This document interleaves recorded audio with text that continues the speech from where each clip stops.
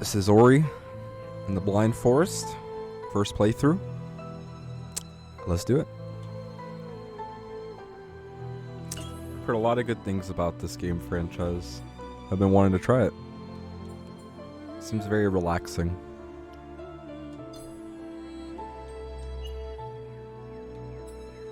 Ori is weak against the Blight of the Forest. For advanced players, you get one chance to save Dibble, the ultimate challenge. One life. Let's just go for hard mode.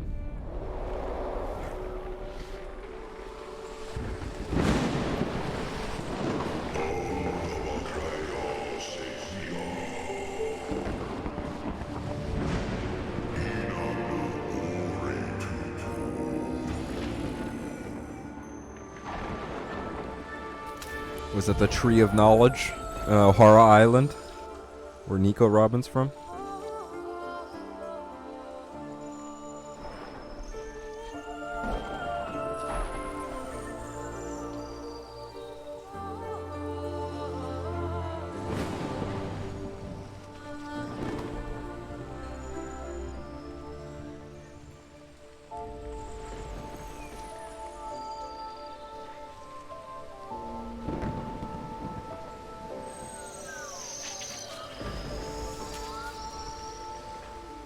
So I think I'm that flying little glowing leaf. Oh wait, can I move? Oh shit. I thought this was still a cutscene. Wait, why am I moving so slow? Why am I this fat guy?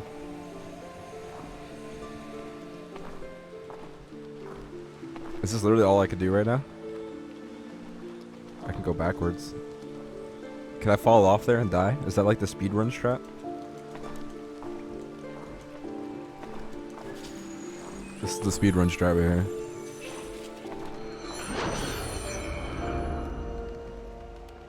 It's been proven that spam jumping is actually faster.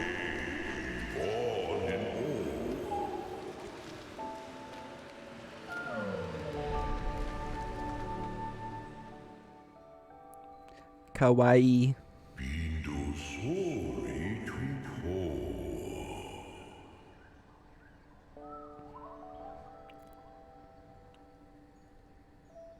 I like that the narrator has like a made up language that he's reading everything as. Oh, I thought this was a cutscene again. I had to move the joystick to wake it up.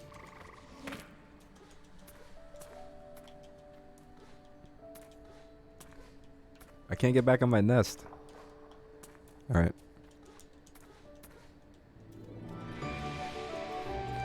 Here we go. We're off. Oh wait, he gave me a piggyback ride. Alright, X marks the spot. That means we've harvested all the berries from that tree.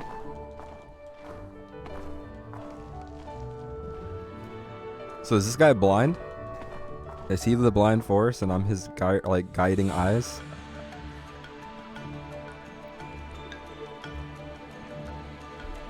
This guy sure is trustworthy. What if I lead him off like a cliff? He's fucked. And we're sitting out here building bridges and shit. I like how this is just like a time-lapsed cutscene. Like, there isn't like a, you know, fetch quests of going to get wood to build the bridge to progress. I'm kind of happy about that. And we're out here eating berries. We got hella berries. 5 million berry.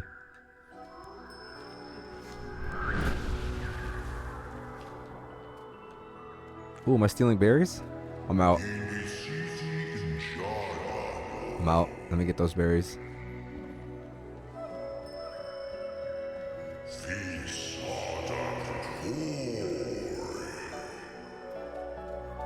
Wait, who lit the skies ablaze? It wasn't me.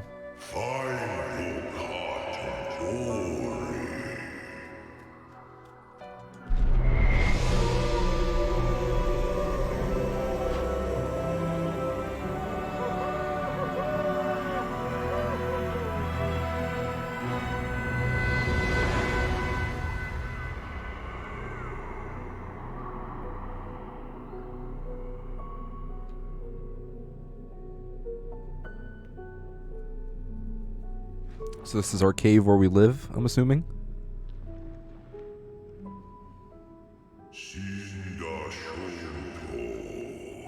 So I'm guessing I gotta leave the little cat guy behind and I gotta leave as the fat dude. Okay.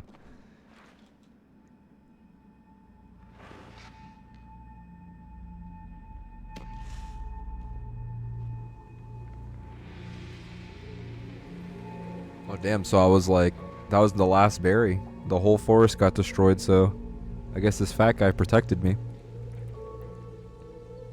I bet our whole bridge is broken now. Actually, it doesn't even matter. All the water's gone. It's like a dilapidated forest now.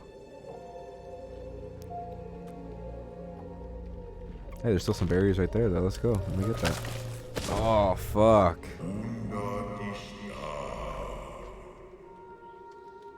Bro, I gotta get those berries. Fuck. What else am I gonna eat? I might as well save this last berry for the cat.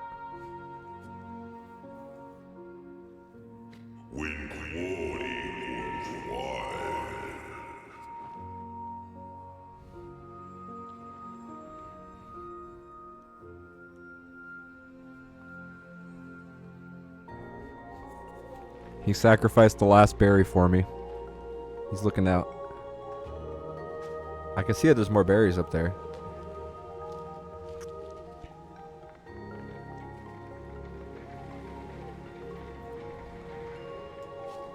Alright, there we go.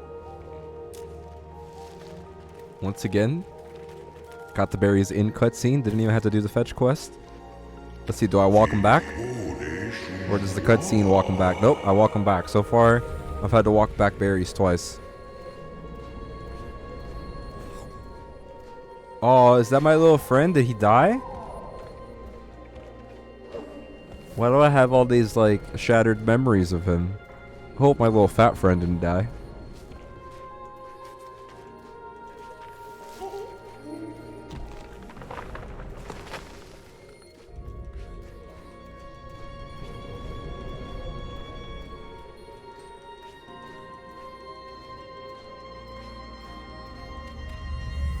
Oh no, he's here. Is he hibernating? Or is he just like in a slumber? Oh man, I hope my fat friend isn't dead.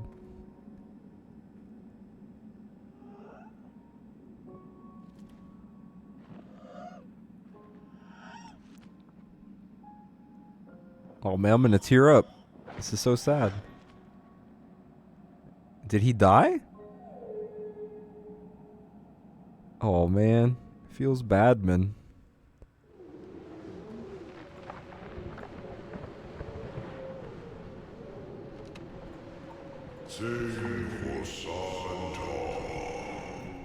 Up an orphan once more. Oh man. R.I.P. for the fat guy. That was the homie.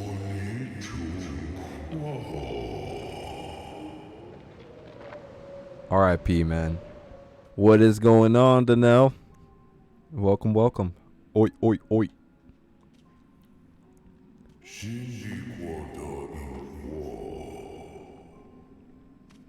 Damn, R.I.P. fat man.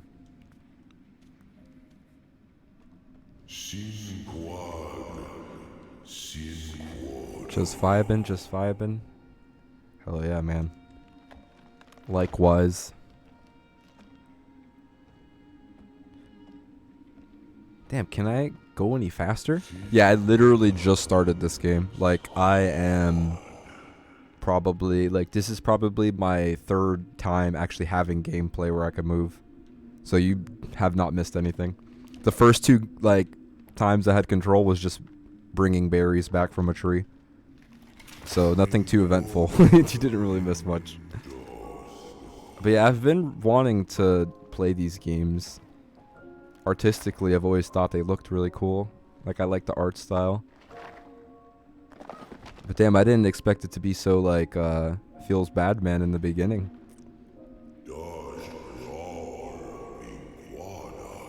I thought Fat Man was gonna help me out on my journey, but I guess not. Well, I am the protag after all, so it's gonna follow this little guy's journey, whatever he is.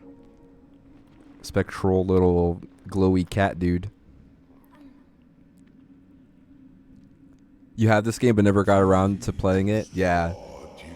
This is the first one. This is Ori and the Blind Forest. And then the sequel is Ori and the Will of the Wisp. I have both of them. Because they're on Game Pass, so I figured, you know, I might as well just play them. I looked them up. Apparently they're not really long games. They're only like, I think like 8 to 10 hours each. Or I think this one's like 8 to something hours, and then the second one's a little longer. I think the second one's like 12 hours or something.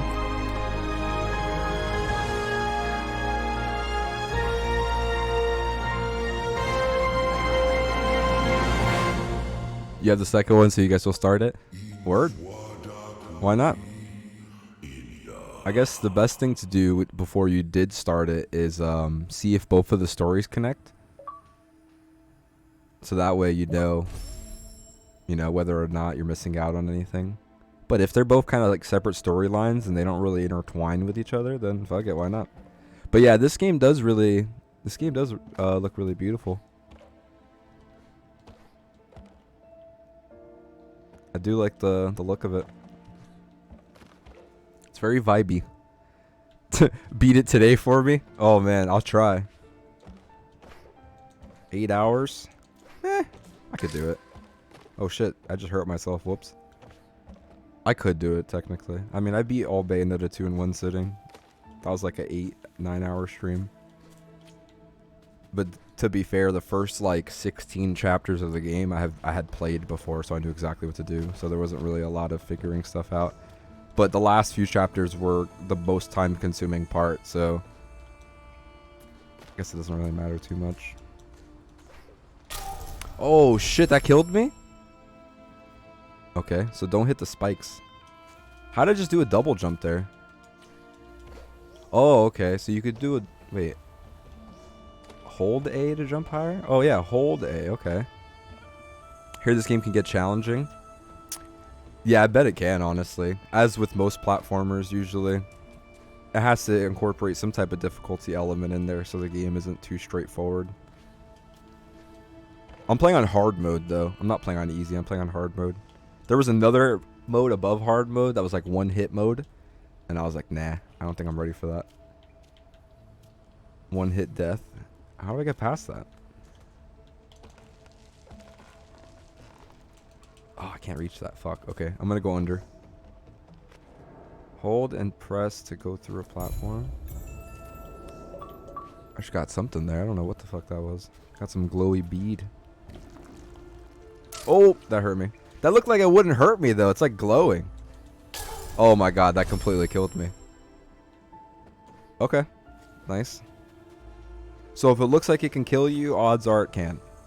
That's the takeaway from this game.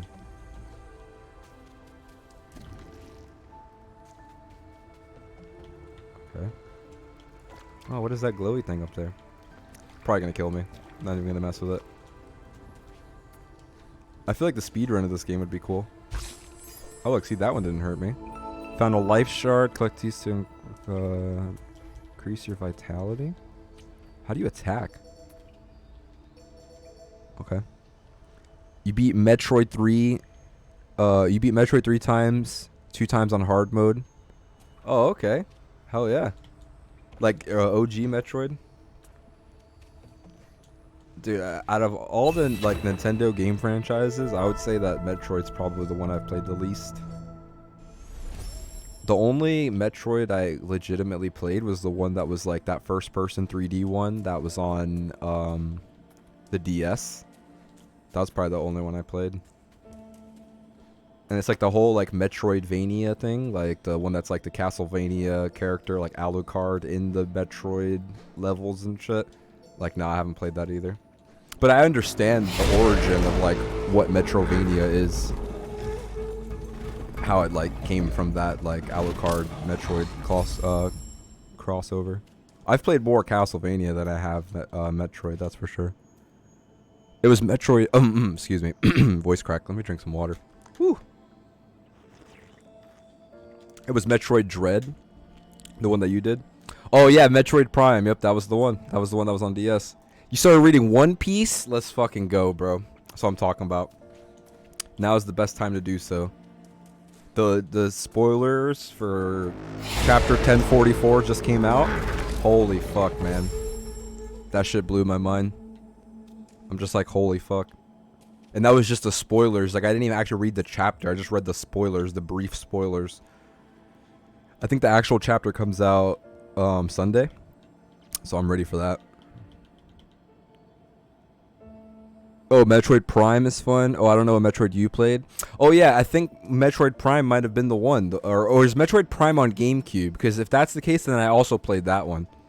But the one that's on DS, whatever one is 3D and it's first person on DS, that's the one that I played. This is a Metroidvania game. Well, what Metroidvania, it's like people like, I don't know. I guess there's kind of like a misconstrued meaning for what Metroidvania is. Like Metroidvania is a genre of platformer type games, but like the origin of what Metroidvania is comes from that. I don't know if it's fan made or if it's a legitimate thing, but I think it's like a crossover between actual Metroid and Castlevania, where it's like you play as Alucard and you're playing through like, I think Metroid 3 levels or something like that.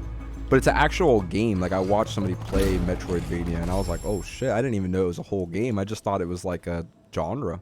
So like that, I guess that crossover was what sparked Metroidvania becoming a thing, which then later inspired Metroidvania becoming a genre, which is kind of cool. Wait, what do I do with this guy? You read the first 25 chapters at the airport before my flight? Hell yeah, dude. Bro, it only gets better and better, I'm telling you. When I was reading the manga, like back when the Naruto manga was still coming out, I literally, like, in between 1 week of waiting for one chapter of Naruto to come out, and I was reading the One Piece manga, I read like over 300 chapters. I read like 360 something chapters within a week when I like really started reading the manga. Because back then, that was probably like 2012, 2013, and I was only reading One Piece, or not One Piece, I was only reading Naruto manga like weekly, and like not really a lot of manga in general besides like physical mangas that I had, like Bleach and like I can't even think of some of the other ones that I had physical. I think I had Bakuman. Yeah, I had Bakuman. I had Black Cat. I had a few mangas there that I read, but only physical. And then the only digital manga I read weekly, like up to date, was Naruto. And then yeah, I only ever watched the anime for One Piece, and then I was like, you know what? Let me just start reading the manga so I can like catch up faster. And then within that whole week, I read like 360 plus chapters, and then after that, I like fell off. Literally, I shit you not. I didn't pick up the One Piece manga again for maybe like 7 years. I fell off so hard, bro. It's actually, I'm sad about it. Fell off so hard, and then like towards the end of 2020, I picked it back up. I decided to start back from episode 1 because One Piece was approaching episode 1000 at that point. So I was like, all right, started back from episode 1, and it took me about like 4 or 5 months, I would say, to catch up to the current episode. And then from the current episode, I caught back up to the current chapter by reading where the manga left off from the current episode at that time. So I literally read probably all the way from like chapter 900 and something to the current chapter, which is 1044 now. But 1044 isn't out yet. So I've read up to 1043. But I want to go back and just read the entirety of the manga, because I read the first 360 or 380 chapters. Then I watched the entire anime up to 990 something, and then I picked up back on the manga and then read the last like 80 chapters of the manga. Let's see. Metroidvania is when you get power-ups and you get more to access to the map, like gaming, double jump or a boost. Yeah, exactly. It's just crazy how like Metroidvania came to existence. It's cool. Can you lower the game audio? It gets loud and I can't hear you sometimes. Wait, does it really? Hold on, let's see. Oh damn, yeah, that shit does kind of get loud there. Holy fuck, good call. Because I wasn't really looking at my audio mixer, but damn, that shit does get loud. Let's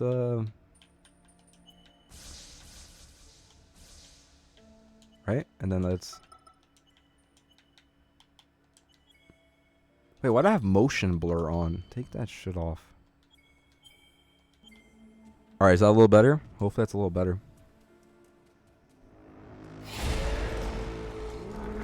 This fucking guy, what are you supposed to do? Do you just jump on him? What do you do? Man, where do you read it? I'm using a whack website. I have a manga reader app on my phone. I think it's called like, what is it called? I forgot what it's called. Hold on, give me 1 second. Let me grab something.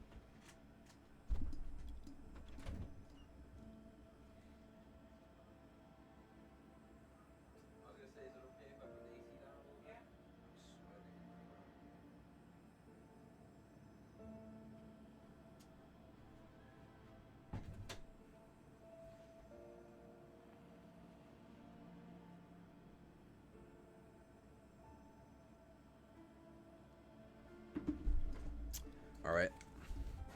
So the manga app. Here, I just had to grab my phone really quick, my bad. Because I had my phone on the table over there charging. The app is Manga Fox, literally just like this. It's an app on iPhone, iOS.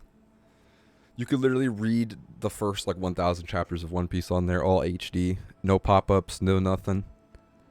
They even have like a special colored version as well. Let's see. Damn, they have all the way up to chapter 1042 on this app. And then I noticed after chapter, let's see, after chapter 887, for some reason they stopped including the chapter's name. So from chapter 1 to 887, it had like the title of the chapter. And then from 888 to 1042, it just says the chapter number. It doesn't say the title of the chapter, which is kind of weird, but it's still all the same shit. Maybe because the titles were getting longer and they couldn't fit it in there. I don't fucking know. Who knows? But yeah, that's the app. It's a Manga Fox. But the one that I use to read it weekly, since that one isn't updated with the new chapters when they come out, is Manga Here online. But the thing about Manga Here is it has a lot of pop-ups. So you gotta, yeah, be careful with that. Make him hit the wall? I'm trying. Oh, this wall. Okay. Damn it, he got me still. Fuck, he broke the wall and killed me. It's bullshit. Okay. Fuck this guy. Alright, hit it. Come on, Rhino. This is like that fucking mission in the N64 Spider-Man game. Where you gotta like bait Rhino out to hit the fucking electrical things to electrocute the fuck out of him. You gotta electrocute him like 3 or 4 times by like baiting him into running into it. That's funny. Fucking Rhino bitch. Fuck you. Got his ass. Alright. But yeah, Manga Fox, man, that's the one. And then for watching the anime, I just watch it on Crunchyroll.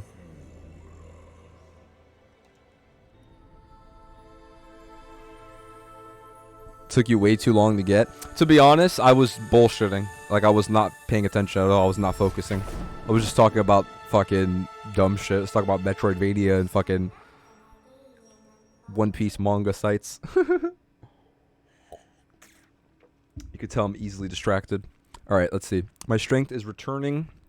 I am seeing the light in the eyes of the spirit tree. I was lost in this glen when she loosened her grip. I can guide you on your journey if you'll allow me to come. Come? But be still. Can you hear that? They must have followed you here. Who's they? Why are they being so vague about these terms? She, they. Oh shit, where do I go? Oh, was I supposed to take that? Okay. Let's see. Oh no, it's good. What is that? Oh, that's a spirit. Never mind. I thought that was a projectile coming to hit me. Oh wait, do I have to kill these guys? Let's see. Do I make them jump on each other or something? What do I do? Understandable, it's hard to play games while streaming. Nah, it's not even that. It's just that I'm just a fucking dumbass. So, like, I tend to get very distracted when I'm talking about things that aren't related to the game at hand. Who knows? Maybe it's because I have ADHD or something. Because I actually do have ADHD, but that could be why. I'm just very easily distracted. So if I'm, like, talking about something, then I get distracted with, like, playing the game. Because I have, like, a one-track mind. I could multitask, but like in that case, I just got distracted with what I was talking about and kind of wasn't paying attention to actually beating the boss or beating that rhino. It all depends on the game, though. That mostly happens with new games. But if it's like a game that I already know how to play and I've played through it, like have a lot of hours in it, I could multitask and just like talk about bullshit that has nothing to do with the game while playing the game. It's a little harder to do that when it's a game that you haven't played, though. Because you kind of like, alright, you're like, alright, gotta focus up. Let me get a little dialed in. Wait, Hollow Grove? So this has percentages. So I'm only 1% in the Hollow Grove, and I'm 13% in the Sunken Glades. Find the Spirit Tree. So where am I navigating to? Wait, what did I just do? Did I just waste something? I just held B and I made that glowy thing. Did I just waste something? Navigate. How do I go there?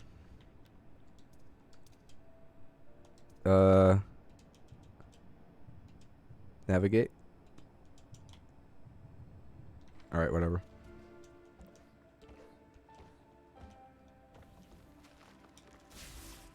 Alright, so we don't go that way. I think we go back.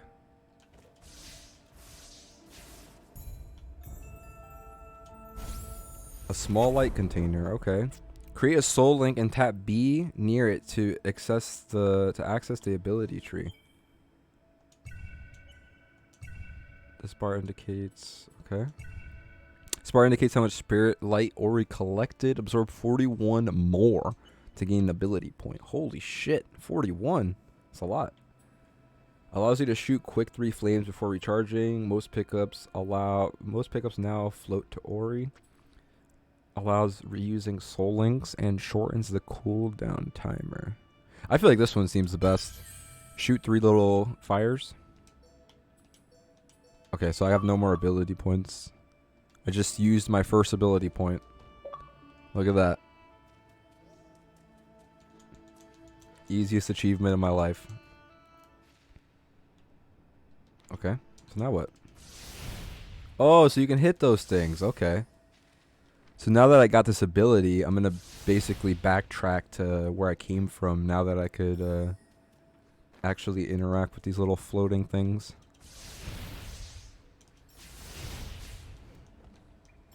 I'm not going to lie. No offense to like Hollow Knight, but like this game reminds me of like a more aesthetically pleasing and like funner version of Hollow Knight. 'Cause I'm not going to lie, bro, like I played Hollow Knight. I was playing it cuz like one of my main mods, or my only main mod basically, or like I would just say one of my main mods basically, the one that, you know, he requested me to play a game, which was probably one of the first times I got a game channel point redemption. And I was playing Hollow Knight and I was like, holy fuck, this game is good, but it was just like hard for me to stay engaged while I was playing it, because it's like, it's a very somber game. It's like very like, you know, I wouldn't say low energy, but it's like, it's kind of like a somber game. Like it's very monotone. You're just playing as some little skull guy who has no dialogue. It's just hard to stay engaged. Like when I was playing it, that was just how I felt about it. Like there was nothing wrong with the game itself. It just was hard for me to stay, I don't know, dialed in or like stay invested in the game. Whereas this game, like I've only been playing this game for like not even half an hour now, around there. And I don't know, I'm pretty dialed in. I think this game is pretty fun. I'm enjoying the movement and the gameplay so far. It's a bit stimulating. And it's like Hollow Knight, I even beat the first few bosses and stuff too, and I was like, okay. I was like, I get what this game's putting down. I'm picking up what it's putting down.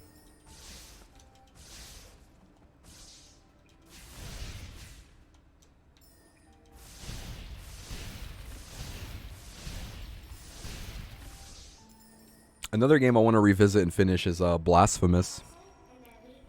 That game is cool. That game is like a 2D side-scrolling Dark Souls. And the aesthetic of that game is really cool. Let's see. You have a mod? Oh, I have a few mods. I mean, I don't know if Tabiti's still here, but Tabiti's in the chat. He's a mod. And my boy Robo, who's my mod and one of my biggest supporters. And also my cousin IRL. Do I jump down this to go to the next level? You love the aesthetic of exploring the Hollow Knight world and have nothing but my thoughts? Yeah, I feel that. It's funny, though, that that's what you liked about it, because that's kind of like the complete opposite of what I liked about it. Like, I was like, fuck, man, I gotta play this game alone with my thoughts. Fuck that, I'm trying to be distracted by this game. I'm trying to have this game be more thought-provoking.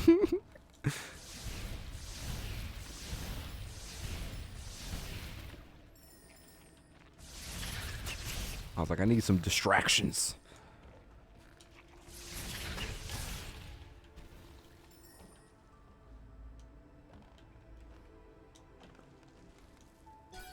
Hey, let me get that.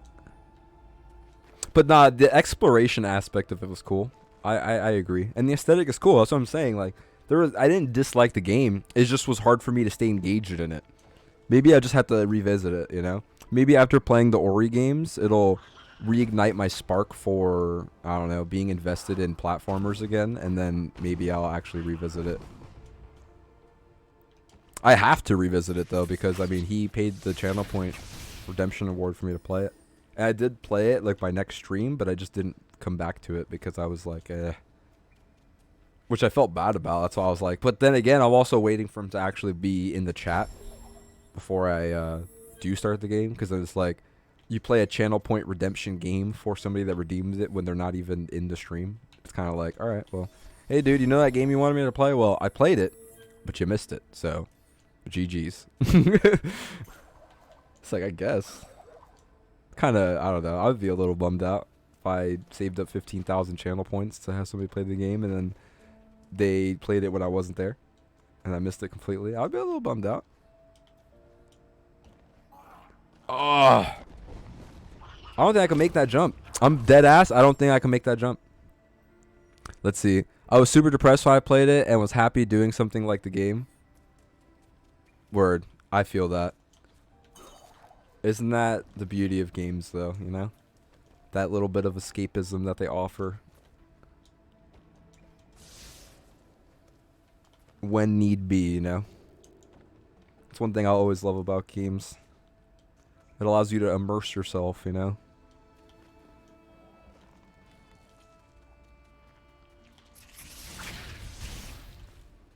I always think this blue orb following me is a projectile, like, trying to kill me. How did I get hit there? And I don't even know how to dodge. But I feel you, my dude. It happens to the best of us.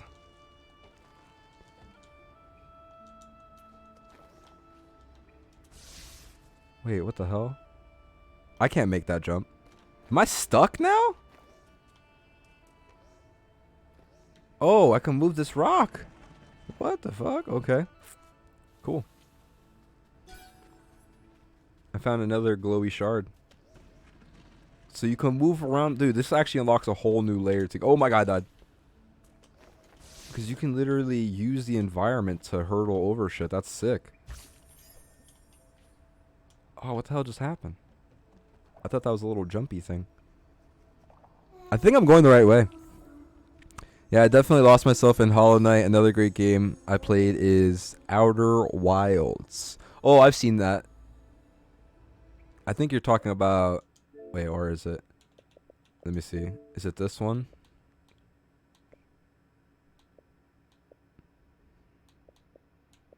This one? Oh, no, that's Outriders. Closer. I mean, close. Pretty close.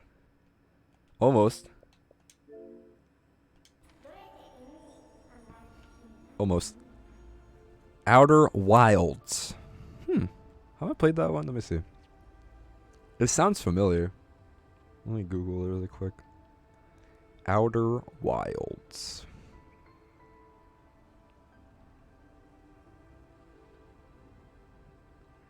Outer Wilds. Oh, okay. There's also another one called The Outer Worlds, which is like a first-person RPG type, like Fallout type game. And that one's pretty cool too. But then again, I don't know. I like open world games. I'm kind of biased towards them. Even though Red Dead, you know what's funny is that Red Dead Redemption 2 is like acclaimed for its like fine attention to detail and how immersive and how like expansive the game is overall, how much there is to do. But when I played that game, it was so open world to the point that I couldn't play it. It was too open world. I literally was, I played that game and it gave me anxiety. It was too big. It was too immersive. I wouldn't say it was too immersive. It was just too expansive. It was just too fucking huge. I didn't know what to do. There's just too many places to go. There's so many like NPCs and shit you can interact with, like so many fucking different legendary animals you gotta hunt and turn into fur and shit. I was like, bro, this game is overwhelming. It was too much. And it's funny is that exact description of Red Dead Redemption 2 I heard from so many people that they were like, yeah, that game's extremely overwhelming. It's just so fucking big. And I'm like, it really is. And I played Elden Ring and I have almost 200 hours in Elden Ring now. And I'm like, bro, that game's awesome. I'm already on New Game Plus 3. So I'm on like my third full playthrough of the game on just one character. And I'm 190 hours in. And I'm like level 200 and I think 261 or something like that. But Red Dead 2, man, that game was just too much. No, that's what I'm saying. It's a great game. The hunting is amazing. Like the amount of shit you can do is what makes the game overwhelming. There's just so much to it. It's like, holy fuck, man. There is literally a game that came out at the same time called Outer Worlds. Yeah, that's what I was talking about. Outer Worlds. That's why I got those two mixed up. You have Outer Worlds and then you have Outer Wilds. Does Elden Ring get harder every time you go into New Game Plus? Yeah, it does. So it scales the enemies and it makes them do more damage and it makes them also have more HP. But the reward that you get from killing them, like the souls that you're rewarded with for killing them, is also increased. So it pretty much scales everything. So like you play the game normally. Let's say you kill a low-level enemy. You'll get 100 runes. If you go into New Game Plus, that enemy will have twice the HP, do twice the damage, but it'll give you twice the runes. So if it gave you 100 originally, then on New Game Plus, it'll give you 200. And then it's like so on and so forth. Like it just continue. Every new game you go into, it just increases the difficulty times 2. So like vice versa. Yeah, like it had 200 HP in New Game Plus, and then New Game Plus Plus, it'll have 400 HP. New Game Plus Plus Plus, it'll have 800 HP. New Game Plus Plus Plus, it'll have 1600 HP. But it also scales with, I mean, the thing is that the difficulty of the world scales every time you go into New Game Plus, but your character doesn't. So that's why it's important that you save your runes and you spend your runes wisely, so that way you could put the points towards your character's build so that they're strong.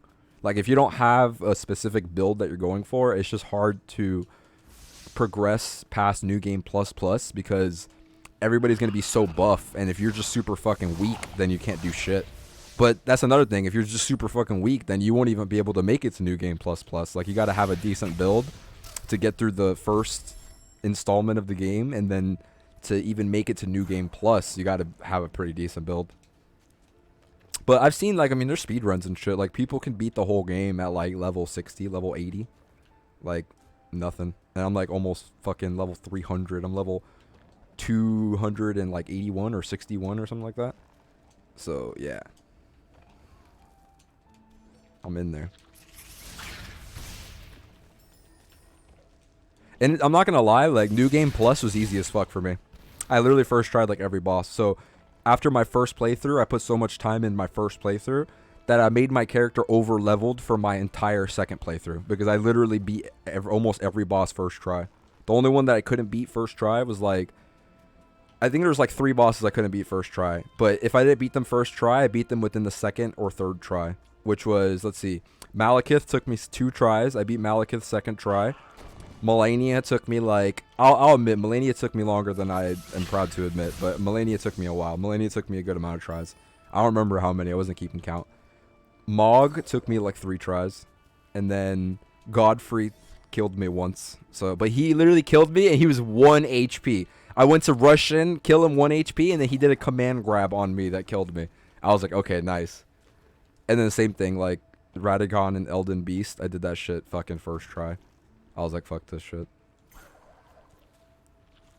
But yeah, so far, New Game Plus Plus is still pretty fucking easy. The first 3 bosses I went through earlier today, and I fucking steamrolled them, literally.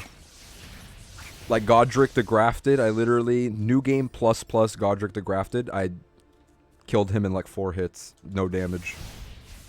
I was like, alright, this is a kid's game. Having played all the other Souls games, I can tell you with a fact that Elden Ring's pretty fucking easy. Like, without a doubt, it's a pretty fucking easy game. Like, it's just because it allows you so much freedom to the point that if you have difficulty doing anything, you can just change around your playstyle and then get a buff and come back, and then literally nothing can beat you. But in Dark Souls, no matter what, for you to progress to a point where you would be able to get enough souls to make your character buff, you had to beat certain bosses. Like, it was sectioned off. So it was like, you walk into a room, and to progress to the next main area, you have to beat this boss, which the entrance to the new area is behind him. And if you don't beat him, you can't progress. So if you're under leveled, then to grind it out to get stronger, you can't just go in an open world and farm runes anywhere. Like, you literally are forced to just kill enemies in that area, which don't give you anything. And there's no talismans you could put on that increase your soul acquisition or nothing. You're literally just stuck there grinding these dumb little enemies that give you like 100 souls each until you get like a couple fucking 100,000 a level up, which is like, but then again, if you kill the boss, you get all those souls anyways. So that's why the game is more challenging. Like, you're forced to beat these gargantuan enemies that were extremely stronger than you, but in the end, the reward was what they gave you, and just the challenge itself was what made it so rewarding. That you beat this dude that you clearly were at a disadvantage to. He had way more HP than you. Every single one of his hits left you almost fucking dead, literally, or like he can kill you in 2 hits or some shit. It's like, alright. But then in Elden Ring, it's like, nah, literally, Elden Ring, if you wanted to, you could literally avoid every single boss, go grind your character to like level 100, literally just put all your points into dex and strength, and then you will literally kill every boss first try. I'm not even kidding. And at that point, you're taking away from your own gaming experience because you're making it not as fun, because it's, at that point, there's no challenge anymore, which is what the whole idea behind Souls games are, is like overcoming the challenge and like, you know, adapting to your enemies' attacks and like just, you know, using the resources at your disposal, changing your build, you know, fucking using different weapons. There's so much to it, but in Elden Ring, you can just beat the whole fucking game with magic. Like, you don't have to try. You can just literally stand in one spot and just spam L1 magic and call in a summon, and then every boss and every enemy will completely disregard you. They won't try to attack you. They won't even acknowledge you. They won't do anything to you. They'll just attack your summon, and then you can literally stand in one spot and just spam magic, and you can go through the whole game like that. In every other Dark Souls game, it's not that simple. You can't do that, literally. Like, magic builds being super OP in previous Dark Souls games are unheard of because they're not. Wait, why can't I open this? Didn't I open this gate already? What the fuck? I could have sworn I opened this gate already. So, New Game Plus Plus is 4 times harder? Yeah, it is, but barely. That's what I'm saying. Like, I've made my character so fucking OP in my first 2 playthroughs of regular and New Game Plus that literally I'm fucking OP. Like, New Game Plus Plus is just fucking a walk in the park. Let's see. Yeah, man, I guess I'll play Elden Ring. Elden Ring's really cool. I mean, I'll admit, though, it's not a game that's for everybody, you know? At the end of the day, it's like, I don't know. If you enjoy, for me, it's like if you enjoy Souls games and you enjoy open world games, then Elden Ring's right up your alley. Literally, there's nothing about it that you would dislike. But there's a lot of people who have no experience in Souls games. They don't understand Souls games. They haven't played any of them. And then they just try to get into Elden Ring thinking like it's like a Skyrim type thing. Like, oh, it's just a cool little open world RPG game that's like, you know, dragons and stuff. It's like, nah, that's not what it is. It's literally, you're going to go into it and you're going to be so confused at how to play the game. And you're going to be extremely frustrated while playing it. You're just going to be like, wow, this game's annoying. This game's fucking stupid. I don't know what to do. I don't know where to go. I don't know how to make myself stronger. I don't know how to get more heals. I don't know how to do anything. But it's like if you've played other Souls games, then you already understand that formula of gameplay. So it's just a lot easier. Like for me, when I played Elden Ring, I didn't have to look up any guides. I didn't have to figure out how to level up my weapons. I didn't have to figure out how to level up my character. I didn't have to figure out how to progress in the game. I just played. I just explored. I just immersed myself. And I just figured it out along the way. Which, I don't know, not everybody could do that. Because a lot of people don't have a lot of experience in open world games. And they're just used to modern games that have a lot of hand-holding in them. Like nowadays, fucking all modern games are just hand-holding. Like, oh, here's a little fucking thing on the top of your screen that has a fucking 3D holographic arrow that's constantly pointing to where you need to go. So you don't have to use your brain at all. It just tells you what to do and where to go. And you can press start and look at your quests and know exactly what to do, where to go. It's highlighted on your map, blah, blah, blah. Like, no, Elden Ring doesn't do any of that. With the newest update, they literally had to add an NPC marker on the map because people were complaining. Like, people were that fucking stupid playing the game that they didn't even... Like, these NPCs, they appear in the same area always, you know? And people were so fucking dumb that they complained to the point that Miyazaki, with the 1.03 patch, had to include an icon on the map for where NPCs' locations are, just to make the game easier because people were complaining. I'm like, that's so dumb. Like, imagine, I played through the entirety of the game before the 1.03 patch. And the 1.03 patch not only made the game easier, it made finding NPCs easier, but they also nerfed the bosses. So there were some bosses that casual gamers that were playing Elden Ring for the first time that never played a Souls game complained so much that the difficulty of this boss was too much because they didn't understand the mechanics of the game, to the point that Miyazaki actually did the thing that people thought he wouldn't do, and he nerfed the bosses and he made them easier. I never would have thought he'd ever do that. But then again, there was a few instances that he did that in previous Souls games. Like in Dark Souls 2, there was like this one DLC boss that was so fucking OP that they literally had to nerf it, because the way that the game scaled was like, if you were already in like New Game Plus or New Game Plus Plus Plus or some shit, and you had never played the DLC, so you went to the DLC for the first time on like a New Game Plus Plus Plus playthrough, the scaling of that DLC boss was fucking ridiculous. Like, it was actually unbeatable. Because of they look past that, because they didn't really take into account, like, all right, players are going to be in multiple New Game Plus Plus Plus playthroughs, and then this DLC comes out and they're going to access it for the first time, but they never fought it at New Game, so they're fighting a new boss that they don't know anything about at like 8 times the strength because it's a New Game Plus Plus. It's like, nah, fuck that. It's like, okay, let's see. Yeah, man, I guess I'll play Elden Ring. Oh, I read that. It's like a Souls game, so I'll try it out. You know what the thing is that I sucked at Souls games too, but the only way I got better at them was by playing them. And then I literally, like, every Souls game and every Souls clone I've played, I've managed to get through it. The only games I'm still working on that I haven't beat are Bloodborne and Sekiro. But then again, Bloodborne, like, I had this thing where I get to a certain area in Bloodborne, and then I kind of just, like, forget the game exists, and then I go so many months without playing it that I just restart my playthrough. And I shit you not, I've done that like 3 times already with Bloodborne, where I've gotten pretty decently far in the game, but then because there's so much time elapsed from the last time I touched it that I forget everything. I forget where I am, forget where I was going, so then I just start over.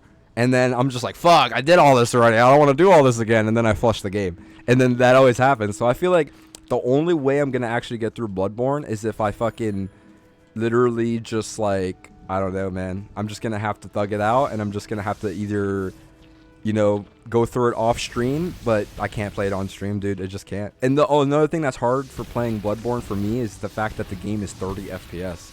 So the game looks like shit. It's like I'm playing it on a PS4 at 30 FPS, and the frame rate is just so bad. Like, it just hurts my eyes, and it's such a shame that such a cool game with such a, you know, awesome aesthetic is locked to such a shitty console at such a shitty frame rate. It's like there's no remasters, there's no 60 FPS upscaling on PS5, there's no PC version. So literally, Bloodborne is a locked 30 FPS masterpiece, and it's so unfortunate. It's so unfortunate. Fuck. But yeah, I played through all Dark Souls 1 Remastered with the death counter on stream. I did all of Dark Souls 3 plus the DLC on stream. The only boss I didn't beat in Dark Souls 3 was Nameless King, and that guy was fucking OP. I literally came back like 70 levels stronger after the first time I encountered him, and I still couldn't beat him. He's just OP. He's literally like my white whale in Dark Souls 3. He's the one that got away. He's the only fucking boss I couldn't beat in the entirety of the game. Dark Souls 2, I got like halfway through, and then I didn't like the game, so I flushed it. It wasn't that it was too difficult, I just didn't like it. So Dark Souls 2 I flushed. And then Sekiro, I actually streamed Sekiro recently before Elden Ring came out. And then, yeah. So I'm still working on Sekiro. That game's fucking awesome, but Sekiro is hard. Like, literally, everybody says, like, oh, Sekiro is one of the easiest Souls games. And I'm like, whoever says that is literally smoking crack. And if, you know, like, if I saw somebody say that, I'll be like, bro, how many times were you dropped on your head as a kid? Because Sekiro is hard as fuck. That game is literally so fucking hard. You have the smallest fucking health bar. You only have one weapon. Can't change your armor. You can't change anything. You can't do anything. You only have one sword, and that's it. You gotta literally you gotta use your mechanics, which is fucking throwing dirt in the dude's eye, which stuns him for a few seconds, jumping on their head, which stuns them for like 1 second, blocking and parrying. That's it. That's all you can do. And if you fail to block and parry, they just kill you. That's it. You just get fucking steamrolled by like even a common enemy. That's what I'm saying. Like, people don't even realize, like, all right, in other games, like the bosses or whatever, in Sekiro, the bosses are so fucking out of pocket because every single boss has like 2 or 3 phases. Every single one of them. You kill their whole health bar, then they come back, a whole nother health bar, then you got to kill them, and then they might even come back a third time. And then even some of the common enemies are like that, where they have multiple health bars. And you're like, fuck. And then even the common enemies will just be so fucking buff. They can kill you in like 1 hit and shit. But it's like in Dark Souls, obviously, like, it's different. You can get big ass fucking damage negating armor. You can get really fast hitting, you know, ranged weapons like halberds and spears and shit. So you don't have to be like right in their face and get fucked up. But Sekiro, nope. You just run right in with a samurai sword and you got to do what you got to do. That's it. That's all you could do. And because of that, shit's hard. Like, there's just very little room for error when you play Sekiro. For at least that's what I got from it when I was playing it. Having experience in playing Souls games, I was like, damn, this game's fucking hard. I was like, holy shit. But yeah. Sekiro's really cool, though. I love the aesthetic of it. That game is fucking amazing. That game's actually beautiful. Let's see. What else did I miss? Oh, Dan, you redeemed the cat jam? Shit, my bad. Do I even have that still, like, as an overlay? I barely get those channel point redemptions anymore. Where's the cat jam thing? Oh, right here. Cat jam. Alright. Let's see. I missed some stuff here. I was fucking rambling. God damn. Having a hard time with Bloodborne. It's sad. Yeah, don't feel bad. It's a tough game. It's definitely a tough game. I haven't even beaten it, and I've played through a good amount of Souls games. I know how to play Souls games now, but goddamn, people have small brains. SMH, they really do. They really do.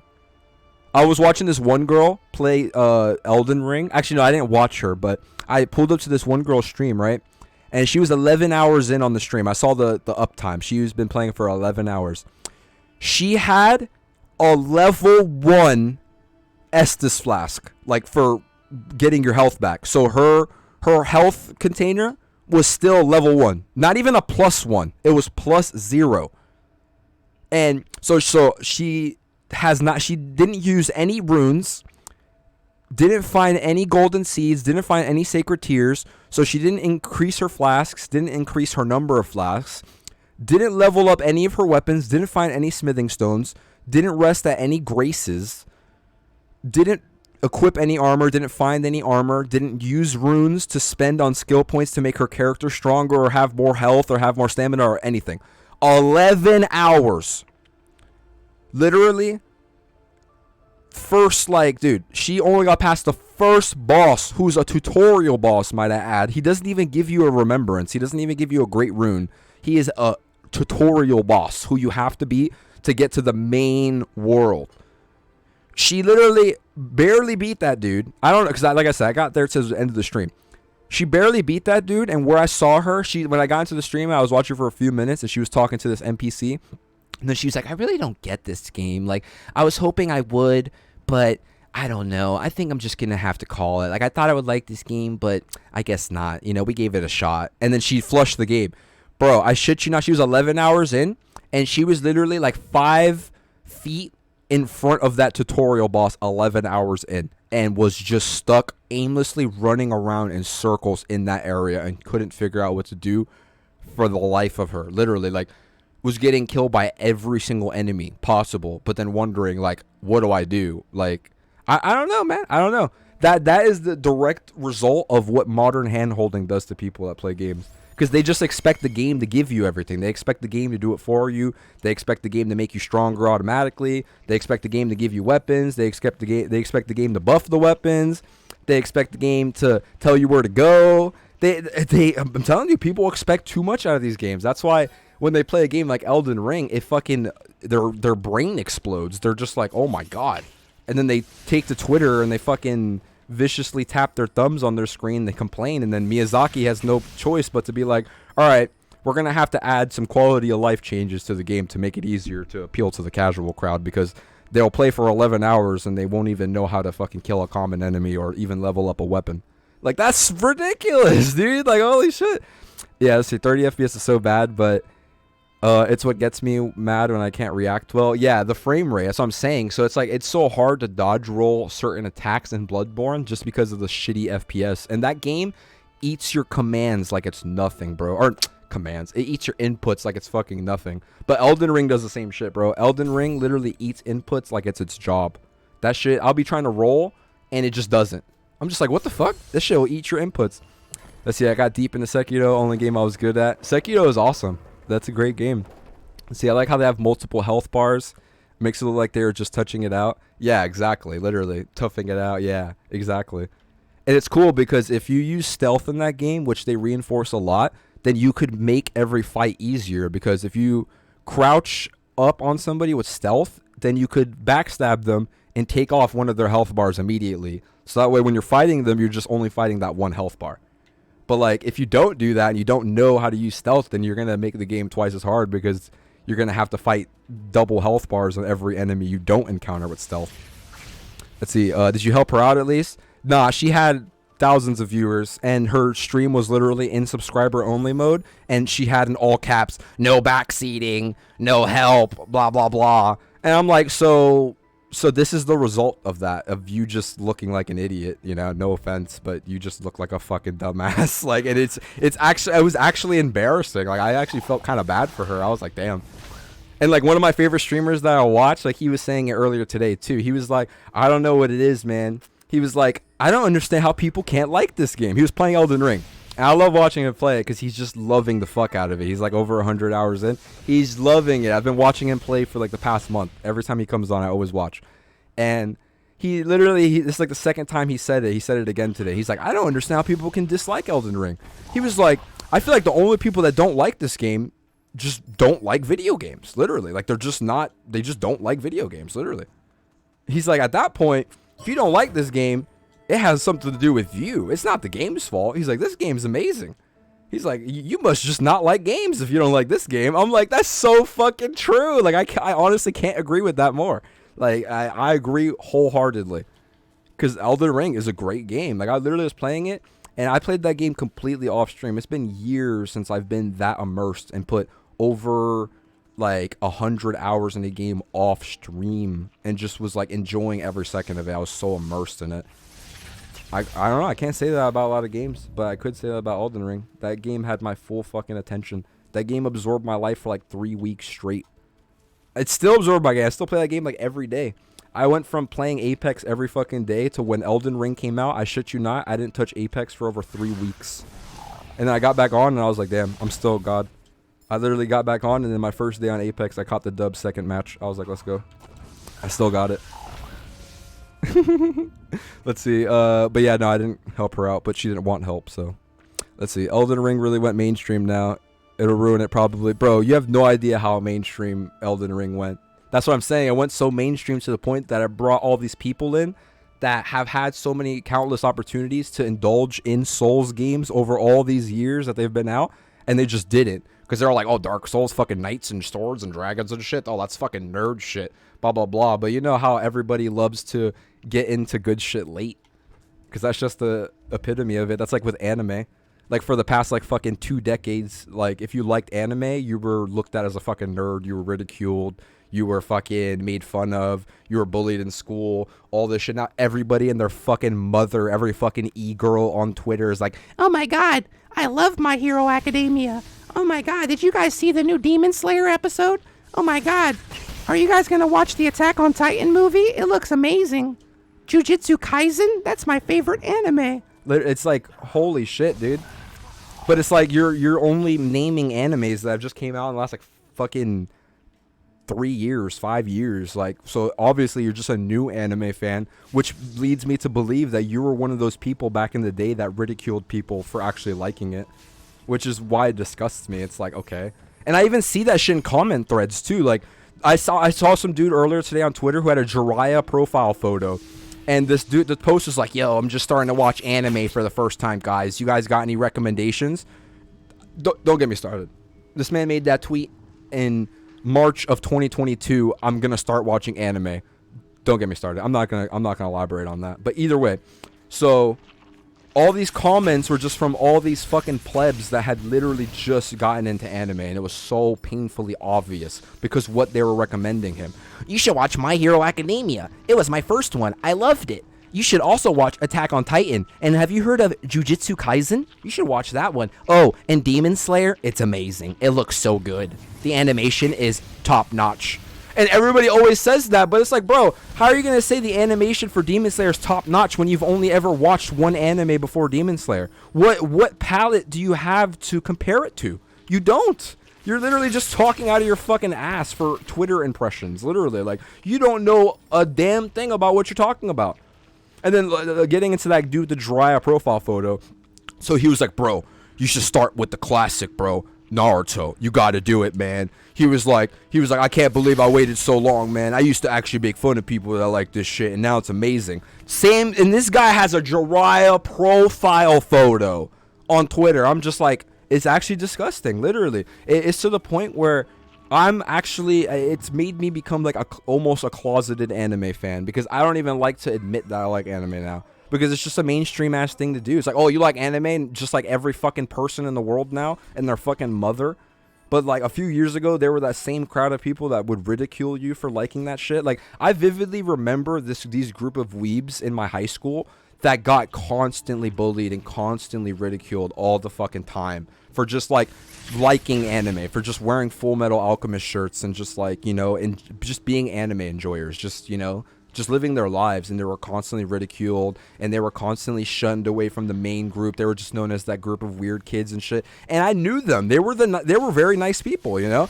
And the thing is, when I was in high school, I was such a neutral person. I didn't belong to any groups or cliques or anything. I just acknowledged everybody as individuals, and that's it. And then the people that I befriended were the ones that, like, they went out of their way to like have their own individuality. You know, they weren't like sheep that just tried really hard to fit in with certain groups or cliques or whatever. You know, like if they seemed like they were cool people and they did their own thing, like, you know, they walked their own walk, you know, they had their own path that they led, you know, they weren't just constantly following the crowd or what was popular or what everybody else was doing. To me, those were literally, you know, those were the more interesting people to get to know, rather than like 99% of the white sheep population of my high school that all fucking wore the same white t-shirt with fucking Nike slides and shit and like basketball shorts. Like that was like 99% of every fucking dude that went to my high school. It's like, okay. But then you get that one fucking dude who's like, you know, wearing like a band t-shirt or like an anime shirt or something. You're like, okay, this guy has pretty cool taste. He's not just a fucking blank slate fucking sheep of a person. He actually like indulges in things and actually has general interests and hobbies like a normal person. He's not just sitting there fucking I don't know, copying what everybody else is doing all day and making that their personality trait. It's like, okay, cool. But yeah, I don't know, man. Let's see, Elden Ring went mainstream. Yeah, I read that already. Yeah, okay, so she probably wouldn't get it. She definitely wouldn't. And this girl's like an Apex player too. She's like an Apex streamer. She's like, oh my god, you know, her boyfriend's a professional Apex predator and shit. She can hit masters and all this shit. But it's like, damn, so you can hit masters in a competitive FPS game like Apex, which isn't like a dumb game to play. Like, you gotta have a decent amount of like game skill and game knowledge and game sense to be good at Apex. So given that, but you can't even figure out Elden Ring. Like, you can't even figure out how to upgrade your flask to +1, or you can't even figure out how to use a smithing stone to level up your weapon, or like something like that. I don't know, man. It just goes to show that modern day hand holding has turned gamers into that, you know? Because imagine in Apex, it's like everything is done for you. Everything, you know, it tells you how to pick up guns. It tells you where to go, blah, blah, blah. I'm not saying that there's hand holding involved, but there's just not a lot that you have to figure out yourself. Whereas in Elden Ring, it follows that game formula of like, immerse yourself into the world and explore and figure out what to do. But that just goes against the modern day gaming formula, which is hand holding, have a HUD, have a quest marker, have a fucking quest list, have a fucking highlighted fucking glowing line on the floor that the players can walk on like it's a fucking hospital wing. Like, oh, here, this way to the fucking OBGYN unit. Like, I don't fucking know. It's just, I don't know. It's fucking stupid. That's why I at least enjoy trying to play more difficult games. And that's why even when I do play that, I try to play them on like the hardest difficulty so I can actually get a challenge. Like, that's what I look for in games, ultimately. I've noticed throughout my life is I just try to look for a challenge. That's it. There's so many easy games out there. And there's so many games with so much hand holding. Let's see. I mean, video games come in different ways, which is what makes games amazing. My sister can put 5,000 hours of Animal Crossing, but I get bored after 10,000 or after 10 hours. I feel that 100%. Like, literally, I haven't even touched Animal Crossing. And there's like, you know, there's people that don't like horror games and they don't like survival horror, or they don't care about Resident Evil. But it's like, you know, I mean, I love Resident Evil. I'm a big Resident Evil fan, but at the end of the day, I don't like modern day Resident Evil. I don't like new Resident Evil. I thought Resident Evil 8 was fucking horrendous. That game was terrible. Resident Evil 3 Remake, which came out the year before, horrendous, terrible. Original Resident Evil 3 that came out in the 90s, in 1999 on PS1 and shit, that game's a masterpiece, literally. The game's a masterpiece. The OG, like, stationary camera Resident Evils 1, 2, and 3, masterpieces. I love them. Resident Evil 2 OG is, like, one of my favorite games of all time. And then Resident Evil 2 Remake is also one of my favorite games of all time. In my top 5, actually. And that game just came out 2019. So it was games like that and Elden Ring that gave me hope for modern day gaming. That, like, yo, new games can still come out and be good. Literally. And that was how I felt in 2019. And then the last 2 years was just, like, letdowns from Resident Evil 3 Remake and Resident Evil Village, aka Resident Evil 8. And those games are both fucking dog shit. And then, so yeah, my expectations were let down. I was like, oh man, modern day games are trash. You know, it's all just a cash grab, blah, blah, blah. And then, you know, next thing you know, this beam of light came out, also known as Elden Ring. And once again, it gave me hope for gaming. Just like Resident Evil 2 Remake did. Elden Ring was a great game. I really enjoyed it. And I'm still enjoying it.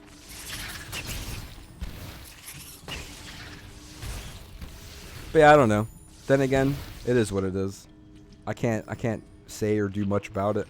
Sometimes things just change, and you gotta stick with the times, you know. Just because games are getting worse and more handholdy and easier doesn't mean you can't go back and still play those challenging games. That's the beauty of it. Old games never go anywhere. They're still always gonna be there for you to experience when you want to experience them. Like Cuphead, you know, like I went back to Cuphead and I was like, God damn, this game, bro. I shit you not, I've only ever rage quit on stream like a handful of times, maybe like 2 or 3 times. I think 2 of those times were from Cuphead, literally. That game is so fucking hard and that game is so rage inducing. Holy fuck. That game gets me so bad, dude. And I'm not even kidding. That's what made me love it.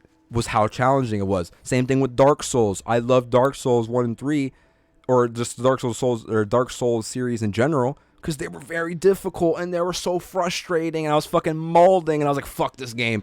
I was getting pissed off. I was like, fuck this game. Like, you know, literally, that's what I live for. Like, I enjoy the challenge. I get a thrill out of it. But it's like, if it's just super fucking easy, like, alright, you can just fucking play through the game with your thumb up your ass, then it's like, alright, it's not really that stimulating. It's not that engaging. It's not going to be that memorable of an experience.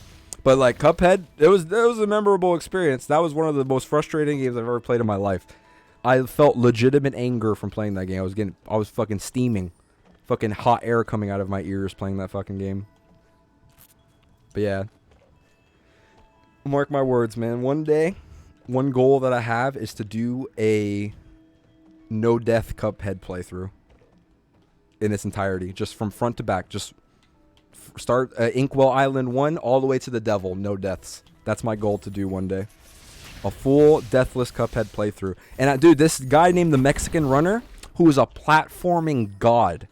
Literally, he is the speedrun world record holder for Cuphead, and he's literally, bro, he can beat Cuphead in like, I think less than 30 minutes, no damage.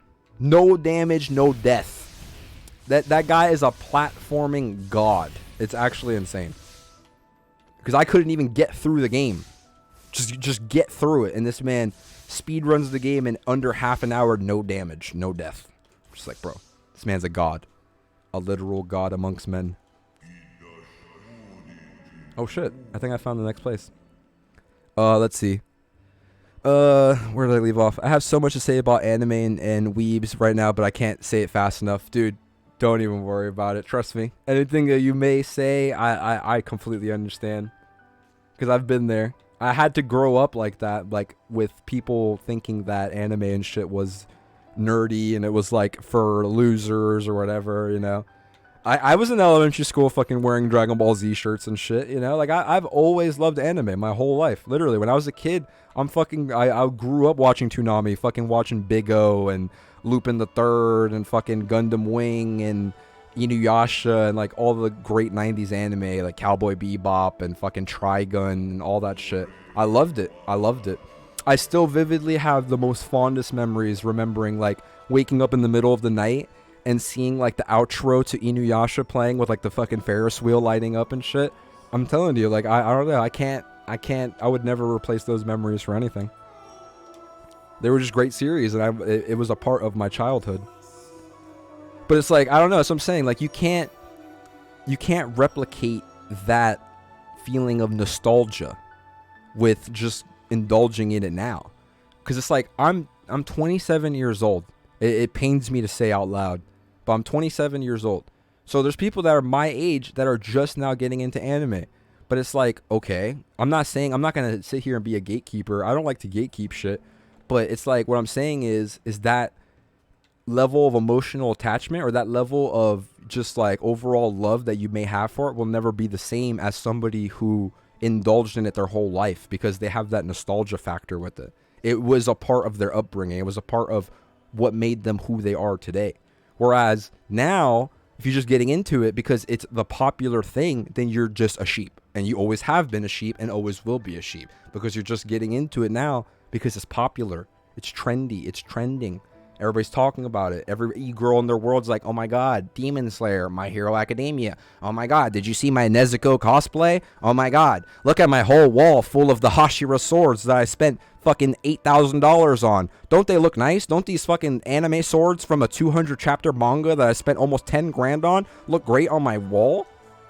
Even though I just started fucking watching this anime last month and I've only ever seen up to season 2 where the fucking, you know, where the current anime is. So it's like, yeah, you know what? I'm gonna fucking spend all this money on these swords and do all these cosplays and shit. I've never even read the manga. I've only watched season 3 of the anime and it's dude, I've only watched season 3 of the anime and the animation is top notch, bro. That shit is fucking amazing. I'm like, dude, I don't know. I just can't indulge in it. I'm sorry, I can't. That's why I just choose to like just stay quiet, you know? And that's why it makes me so happy to be a One Piece fan because so many people don't like One Piece. It's like actually it makes me love One Piece even more.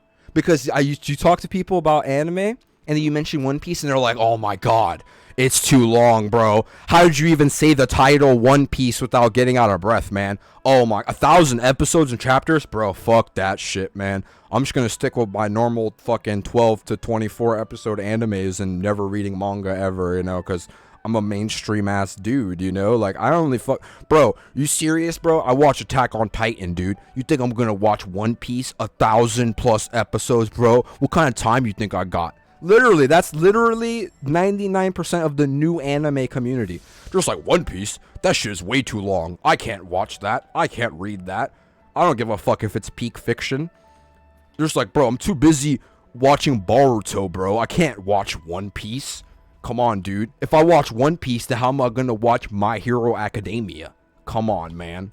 Literally, bro, that shit, it internally, it actually, it brings me joy whenever I see somebody say, oh, I fucking hate One Piece. It's just too long. I'll never watch one. That shit makes me so happy. I'm like, great.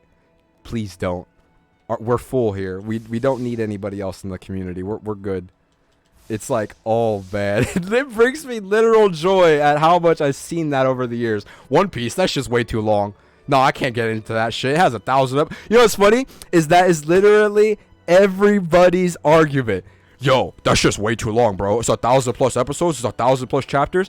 But 5 years ago, when it was only 600 chapters, 700 chapters, bro, 600 chapters? That's just way too long. When it was like 400 chapters, bro, 400 chapters? That shit is way too long. Like, dude, oh my god, dude. Like, I'm not even kidding. Like, even when 2013, when the Naruto manga was in its conclusion, I remember people still back then, and that's 9 years ago, I still remember people back then still saying One Piece is too long.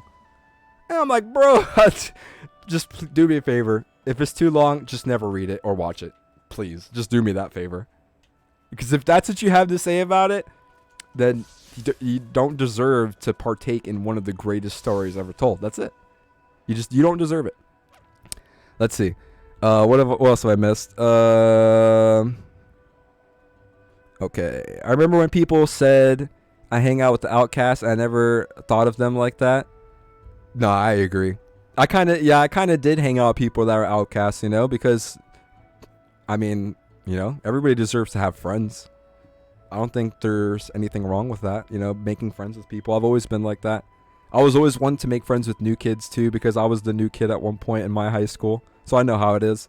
Even the foreign students, like, I came from a place where, you know, I'm not proud to say, but I had kids in my school that were very racist because of their upbringing. So whenever we had foreign exchange students, they felt kind of uncomfortable because people didn't know how to interact with them properly because they're fucking bigots and they were raised by fucking bigot asshole parents. So it's like I remember this one dude, he was like an Italian fucking exchange student, and like literally, like, I don't know. I mean, I guess because I knew a little bit of Spanish, but then again, Italian and Spanish are completely different. But I kind of was able to understand what he was saying a little bit to an extent because having come from a Spanish-speaking background. So, like, I helped him out a bit, you know? Like, if he asked me certain things, like, I would try my best to understand him and, you know, help him out. But other people wouldn't. And I remember he was in my government class, too. And the teacher, the reason why I kind of started helping out with him is because the teacher sat him next to me. So, like, when I would notice he had that visible look of confusion on his face, I'll be like, yo, you gotta, like, but I wouldn't treat him any differently. I would talk to him normally in English because obviously I didn't speak his native tongue, but I'll just be like, oh, look, bro, this is what you gotta do. You just gotta go to this page, do this. And he'd be like, oh, thank you. Or, like, or whatever the thank you is in Italian, I guess. Grazie. But literally, like, and we had Japanese foreign exchange students too, and those dudes, oh my god. I remember this one Japanese foreign exchange student we had, he was so cool. I remember at one point, I told him, I was like, dude, do you have the hookup to, like, get manga and shit from Japan? He was like, hell yeah. And he literally, like, that to this day, that's how I have some of these authentic Japanese Naruto volumes from Japan, even though I've never been there. They're soft cover too, which is weird. Let's see. What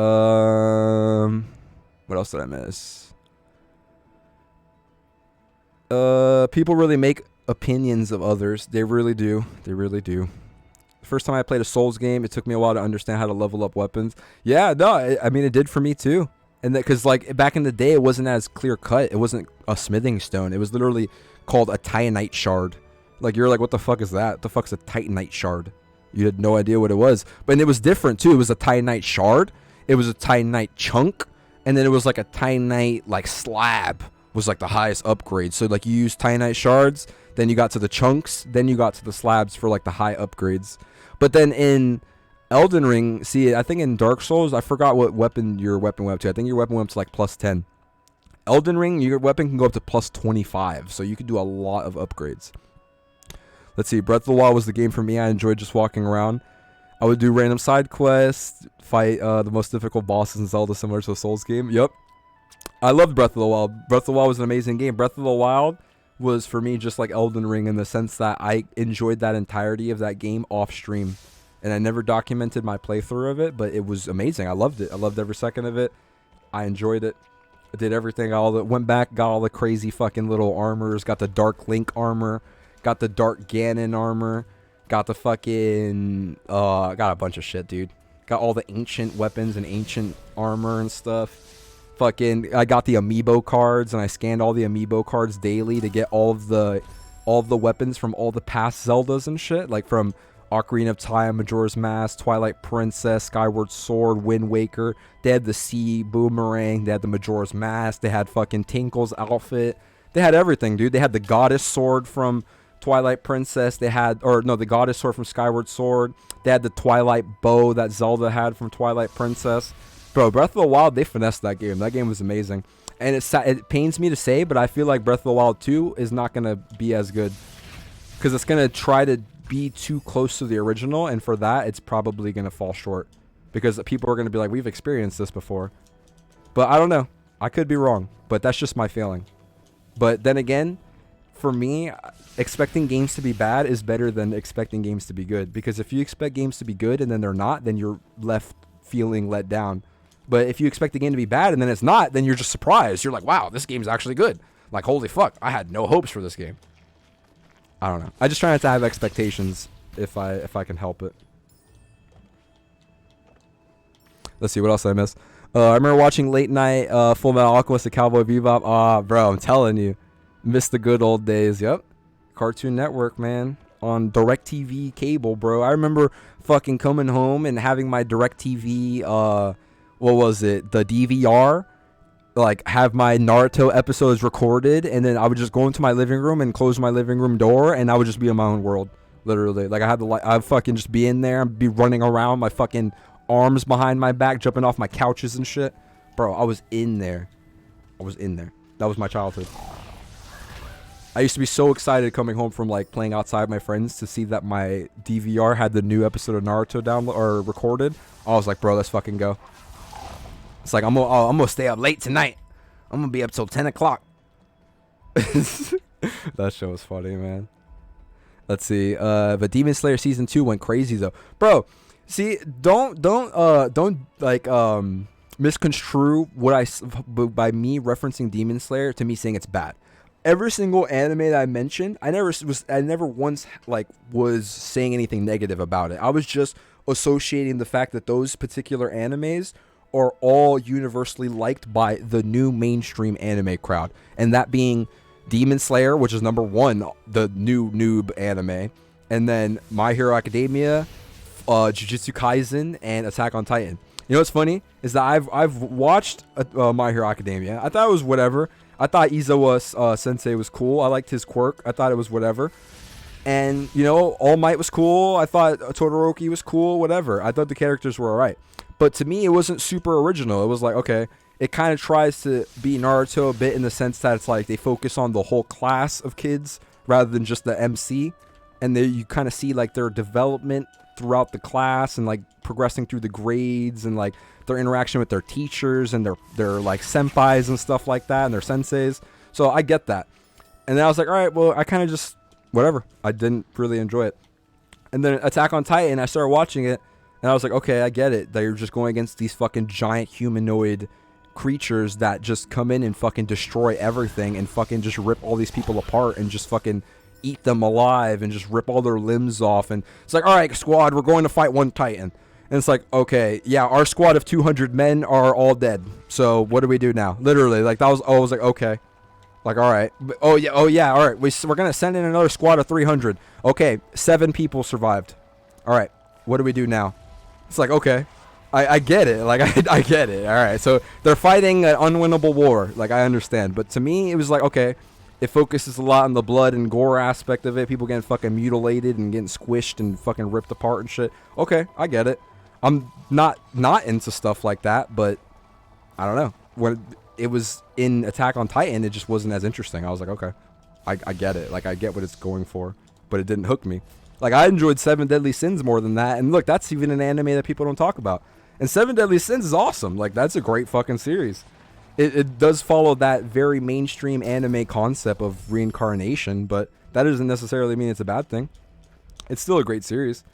Like, Meliodas, I guess he is a bad guy, but he doesn't know his past. So he thinks he's a good guy until he leads his sins, the 7 deadly sins, to fight the main bad people, which are the 10 commandments. But then you find out that the 10 commandments only has 9 members because he's the leader of the 10 commandments, but he just doesn't remember because his sword is broken. So, like, his sword breaking also broke his mind in a way, and it made him to, like, forget his memory. But then towards the end of the series, I guess something happens where, I don't know, he unlocks some power that kind of reminds him of something, and then I don't know if it restores his sword or something, like kind of like a spectral version of it or something. But then he remembers that he's actually the main antagonist, he's a bad guy. But then he, like, has that internal conflict of himself between, like, good and evil, and then he chooses to, like, you know, go against the commandments and help his friends and shit. But what I found out is that the series, it follows a very specific theme where it's like reincarnation, where Meliodas and Elizabeth are supposed to meet in different lifetimes, and, like, they're destined to meet each other. So in the original 7 Deadly Sins, Meliodas meets Elizabeth, that girl with the one eye or whatever that has her bangs over her eye. And then moving forward, like, towards the end, I really don't think this is a spoiler because I haven't even watched all of 7 Deadly Sins. But apparently, to the prequel lore of 7 Deadly Sins, like, Meliodas is supposed to meet Elizabeth in all of his lifetimes throughout all the different times of the world or whatever. And she's supposed to die. Like, he's supposed to fail in saving her. And it's like, okay, so every time they've met, he remembers his past lives of how he met the reincarnation of that Elizabeth, but he always failed to save her. But every time she died, he's always like, all right, well, I guess let me just die, and then I'll move on to my next life where we're destined to meet again, and then I'll have better luck saving her that time. Which is kind of like the main theme that the show follows, which I didn't know about. When I found that out, I was like, damn, that's actually pretty interesting. That's really cool that he can remember the experiences of his past lives and then use them to his advantage to help change the outcome of what happened in the past. You know, like history repeating itself, but then also using that information to try to change destiny, which is cool. I always thought that was cool. So, yeah, I don't know. I have nothing bad to say about 7 Deadly Sins. Or any of those other animes I mentioned to begin with. They were just not my cup of tea. But then let's see, My Hero Academia, like I said, it wasn't bad. Jujutsu Kaisen, I've actually never watched it, but it doesn't look bad. But it's still a new series. So usually when it's a super, super new series, I try to just let it, you know, I kind of try to let it play its course a little bit before I try to indulge in it so that there's just more to indulge in, you know? Like with Demon Slayer, I remember when Demon Slayer came out in 2019, like the manga before the anime, but I never read it. And the main reason why I didn't read it was because it was still ongoing. And I knew it wasn't going to be a long series, so I just waited. And then sure enough, like a year later or so, the series finished. And then I was like, okay, cool. Now I can just get the whole story. And I don't have to worry about spoilers or anything. I could just jump right into it, and then I could read the whole thing. And that's exactly what I did. I jumped into it, and I read the entire manga of Demon Slayer. And it was great. It was literally only a little over 200 chapters. It was a short series, but it was great. I thought it was amazing. I thought it was a cool story. But that's what's funny is that everybody's out here fangirling and standing the fuck out of Demon Slayer, but they don't even know the full story. They just know up to the second Hashira that's been introduced, which is the Sound Hashira. It's like, okay. It's like, okay, everybody's like, oh my god, Rengoku died in fucking Mugen Train arc, and oh my god, the fucking Sound Hashira lost an arm, oh my god. But like, that's only from what you've seen in the anime. Like, these people have no idea what's gonna happen later on. Like, if you're upset about that, then holy shit, man, you're in for a ride. That's all I gotta say.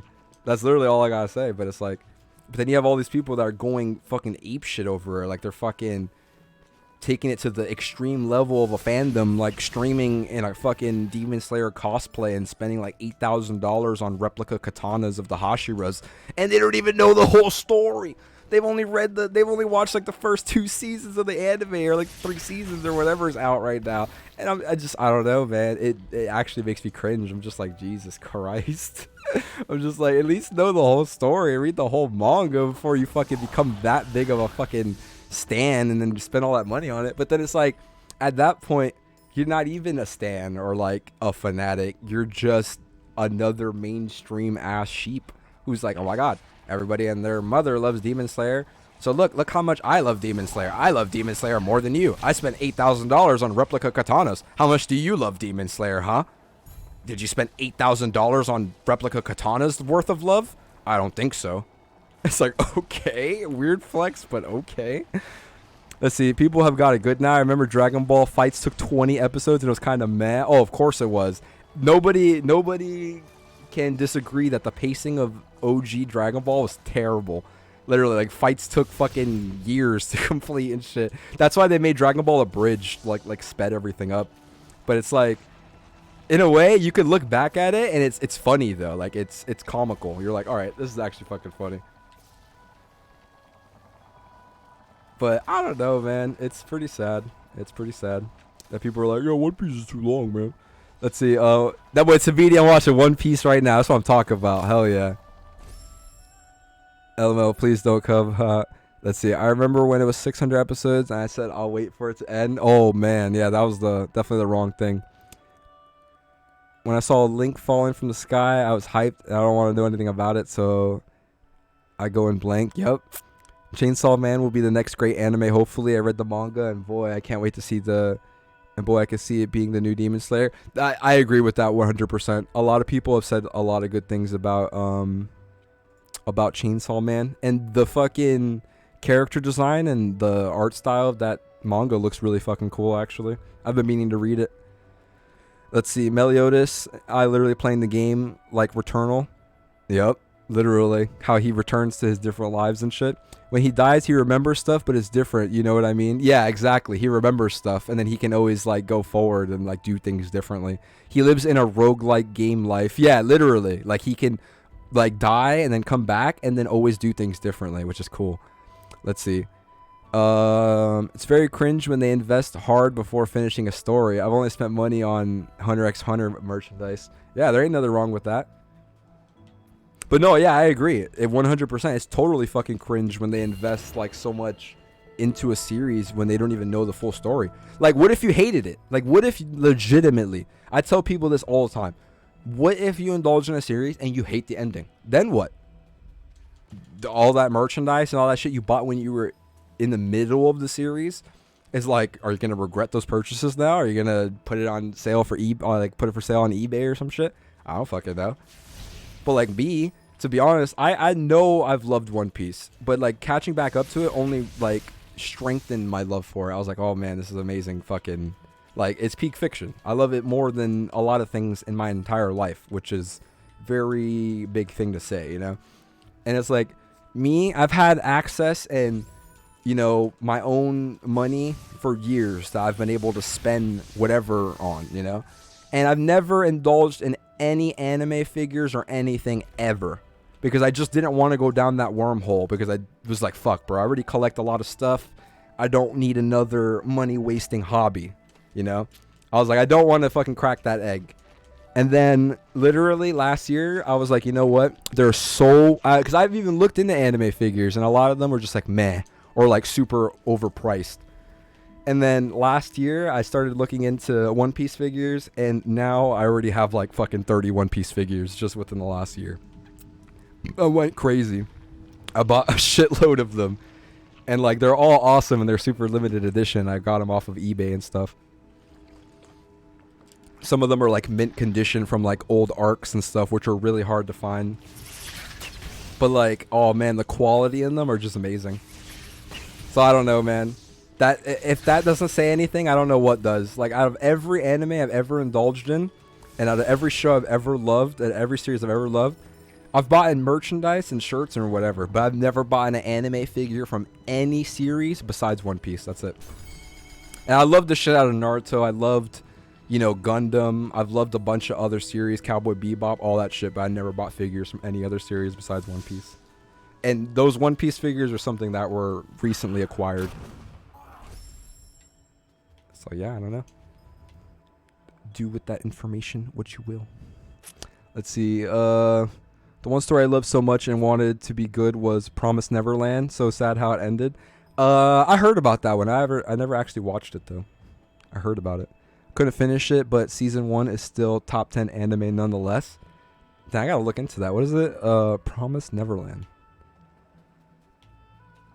I don't know if I heard of that one or if it was Dead Man Wonderland. It might have been Dead Man Wonderland, which is kind of similar in the title. Let's see, bro. What if One Piece ends and you hate it, dude? I'm gonna be honest with you. I've thought about that, and if One Piece ends and I hated it, I wouldn't regret purchasing it because it's all about the journey. You know, it's all about what you enjoyed along the way, and like the connections and the, you know, the things that you establish with it, like, you know, whatever characters you enjoy or their backstories and whatever. Even if the ending is terrible, regardless, everything that comes before it is still a masterpiece because it's still just a great story. Like just the way the characters are developed and the way that they progress and just the way that they change and like just the redemption arcs and just like the flashback arcs of the, just so you understand like each character's character development and stuff. I don't know. It's just very well thought out, and just his use of literary devices like foreshadowing and just like history repeating itself and stuff like that. I appreciate it. So in the end, just like Naruto, like I love Naruto, but I didn't think the ending was amazing. I didn't think the ending was like, oh my god, that was the greatest anime ending ever. Like, oh my fucking god. It was like, okay, I see what Kishimoto did. He kind of like, he leveled up Naruto and Sasuke and Madara to such a point that like it was like, all right, we got Naruto and Sasuke as strong as they can be. Now, unfortunately, we've made Madara too strong. So, like, based on just the logic that I've instilled in the minds of my readers over all these years, there's no way Sasuke and Naruto can beat Madara. So this is what we're gonna do. We're gonna spin it so that Madara's will gets taken over by another person, and then he becomes a whole different individual, which happens to also be a female, which means in the end, instead of using brute strength to overcome this foe, we're just going to do a callback to the roots of the series, and we're going to end it in a comedic way, and we're going to have Naruto do the sexy jutsu to make Kaguya fucking horny so that Sasuke could hit her. And then GG's, the series is over. That's how it ended. And it's like, and then he became Hokage, like he always said he would be. And then it's like, okay, all right, I can't, okay, you know, I just was like, okay, I just accepted it. I was like, all right, good shit. But I don't know. Could it have ended differently? Yeah, I'm sure it could have, but I don't know. I don't have any problem with the way it ended, but it could have ended differently.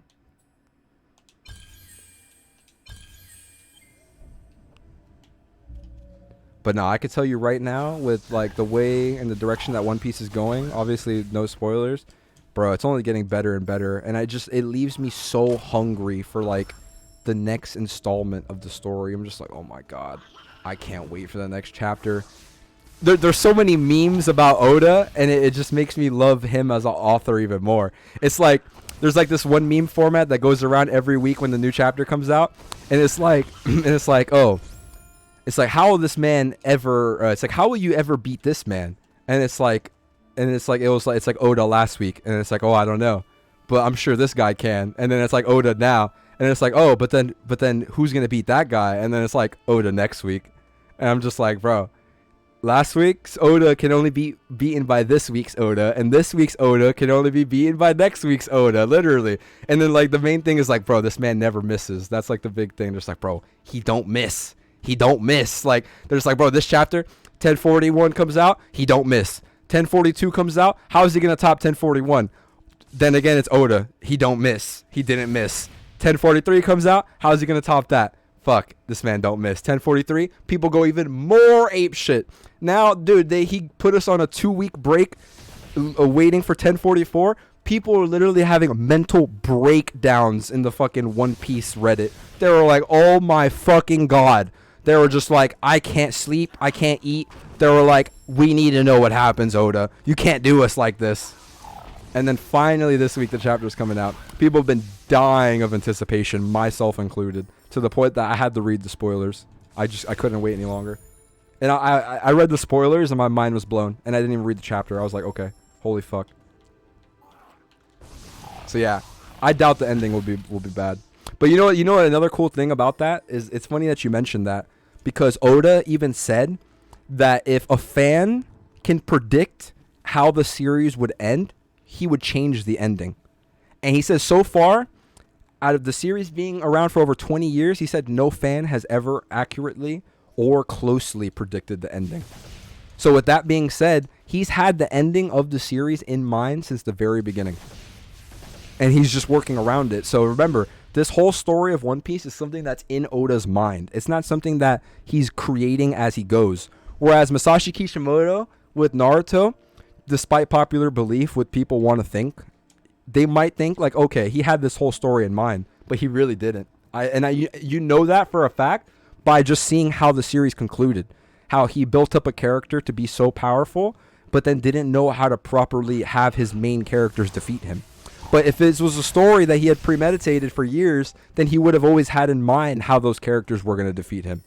Whereas that's One Piece. Like, Oda has in mind everything that happens, every area that the characters go, every person that they encounter, everything is deliberate. Nothing doesn't happen for a reason. Literally. Every crew member he meets, every pirate crew he meets, every enemy, everything, it all happens for a reason. And the only reason why it's received like that in such a cohesive way is because it was written like that. It was written in a very cohesive way where he had the whole story in mind, and then he was like, all right, I just got to put it out there. That's it. And he's just been doing that. That's why he has scheduled breaks and like scheduled holidays where he takes time off, because he knows his yearly schedule. He's like, all right, I release this many chapters. Then I do a week break after 3 or 4 chapters. Then in the month of December, I take a 2-3 week break for holiday. And then I'm back on my normal routine, which is what he did this past December. So, and he's had that same routine for like 20 plus years now. Like being a mangaka, that's been his routine for the past like 20 plus years. And he's even given time frames, like in AMAs or just like things, people will talk, they're like, oh, when do you think the series is going to end? And then I think in 2019 or 2020, he said that he was planning on wrapping up the series within the next 5 to 6 years. And that was like, I think a little over 2 years ago. So, dude, we still got a solid, like, at least 3 to 4 years of One Piece to look forward to, which I'm very happy about. Because I was even telling one of my best friends the other day, I was like, bro, when One Piece ends, I don't know what I'm going to do. Like, I don't know, when One Piece ends, I don't know what I'm going to do in my life. Like, I don't know what fiction I'm going to indulge in that will give me that same feeling that One Piece has given me over all these years. It's like, I don't know. I don't know what else. Like, what's going to be the next great thing? Like, nothing's going to touch that. Like, 1,000+ chapter fucking masterpiece like that has kept the fans hooked. Literally, fucking One Piece is like the number one most selling manga in Japan. Number one most selling manga in Japan. Most popular. And as far as serialized comic book volumes go, One Piece has more sales in serialized comic book volumes than Batman. The only thing that it's below is Superman. So top 3 most selling comic books in the world. Number 3, Batman. Number 2, One Piece. And then number 1, Superman. Like, that's actually crazy to think about. Considering that Batman and Superman came out fucking like, 20 years before One Piece. And they had all that time to, continue building notoriety. Holy fuck. All right, be right back. I gotta take a fucking piss. This guy's gonna kill me. BRB.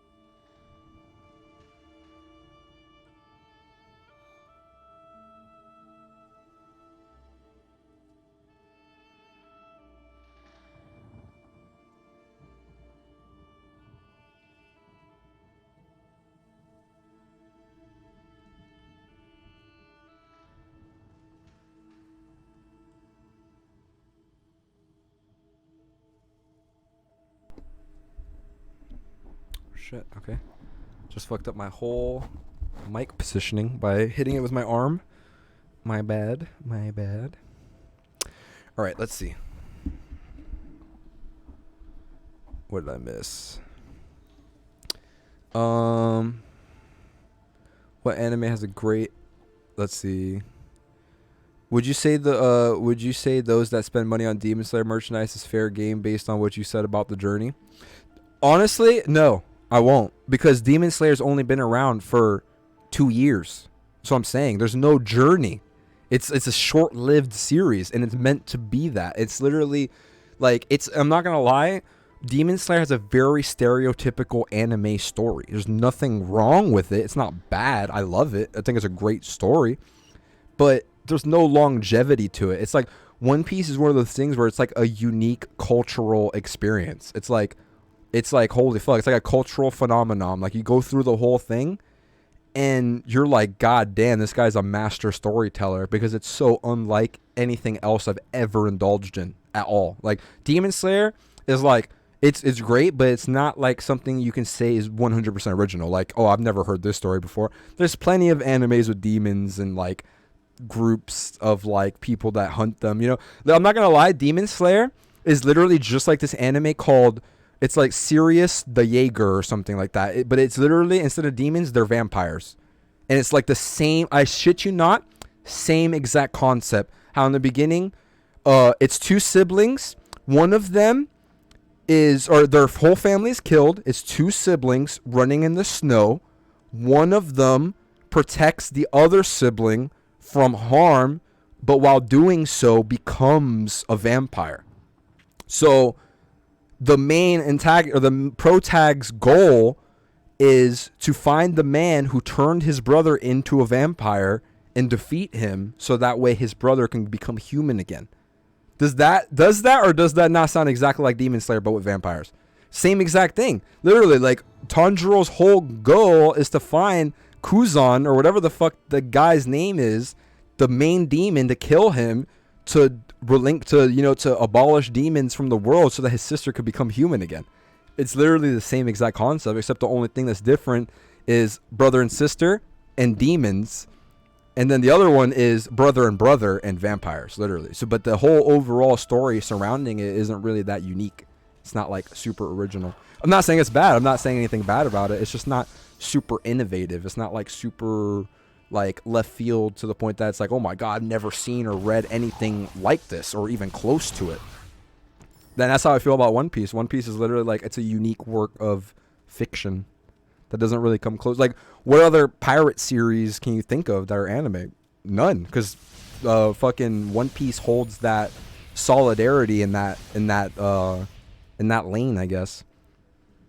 But then again, you know, at the end of the day, to go back to what I was saying about the merchandise thing, at the end of the day, bro, if you have the money and you want to spend your money on it, be my guest. I can't tell you how to spend your fucking money. All I'm saying is that I wouldn't. That's it. That's all I'm saying. If I was like 3 seasons into an anime and I didn't even know how it ended, or it's like a series like Demon Slayer, I wouldn't have gone out of my way to spend $8,000 on swords, that's for sure. And like I said, I indulged in the whole thing, and I didn't start buying like actual anime manga memorabilia until One Piece. Like, I actually have fucking all of the Japan only released fucking manga little booklets that you got from, so in Japan, they had One Piece movie screenings for every film that came out, only in Japan.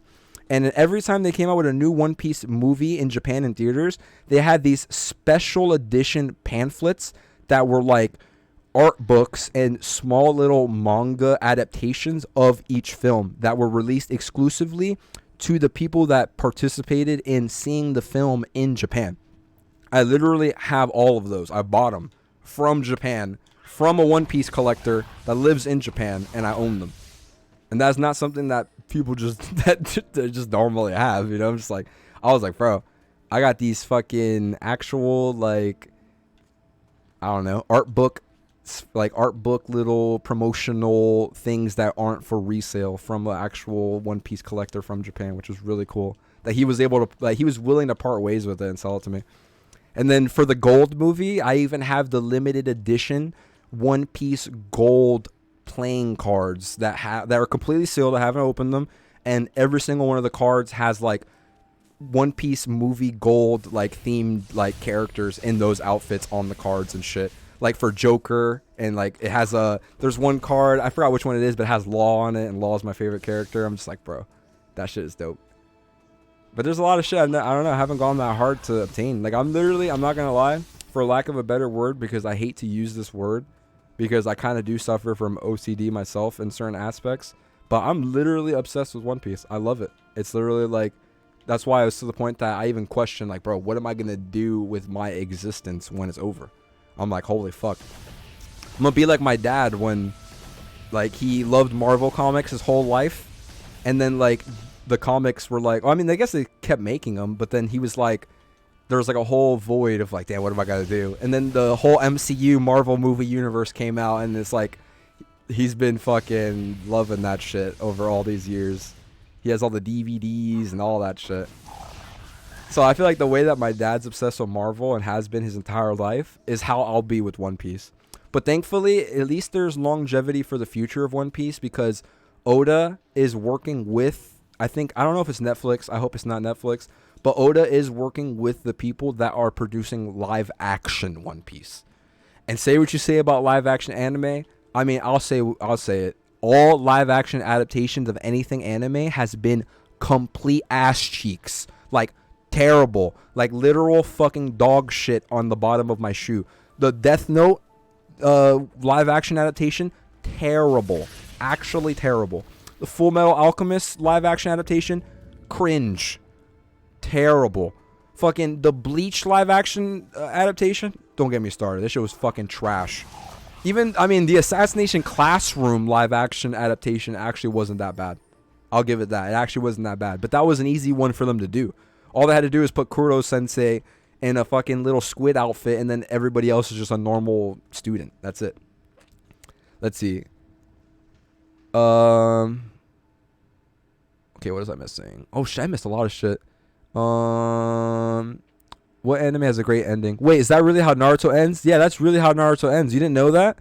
Damn, my bad. I didn't mean to spoil it for you. That's literally what happens, though. Like, Madara, the main antagonist, after all these generations of being reincarnated through different jutsus, the Edo Tensei, the Rinne Tensei, fucking living his whole life to an old man, finding a little boy, implanting his eyes in that little boy, indirectly having that boy take on his persona, raising him, or like having him live his whole life as him until he gets to a certain age where he uses the eyes that he put in that boy's eye sockets to fucking resurrect him later on in the world. And after all of that, fucking Kishimoto was like, damn, we made him too OP. And then he had to turn him into his mother, Kaguya, who was like the creator of like the mother of the god of the ninja world, who created chakra, ninjutsu, and all that shit.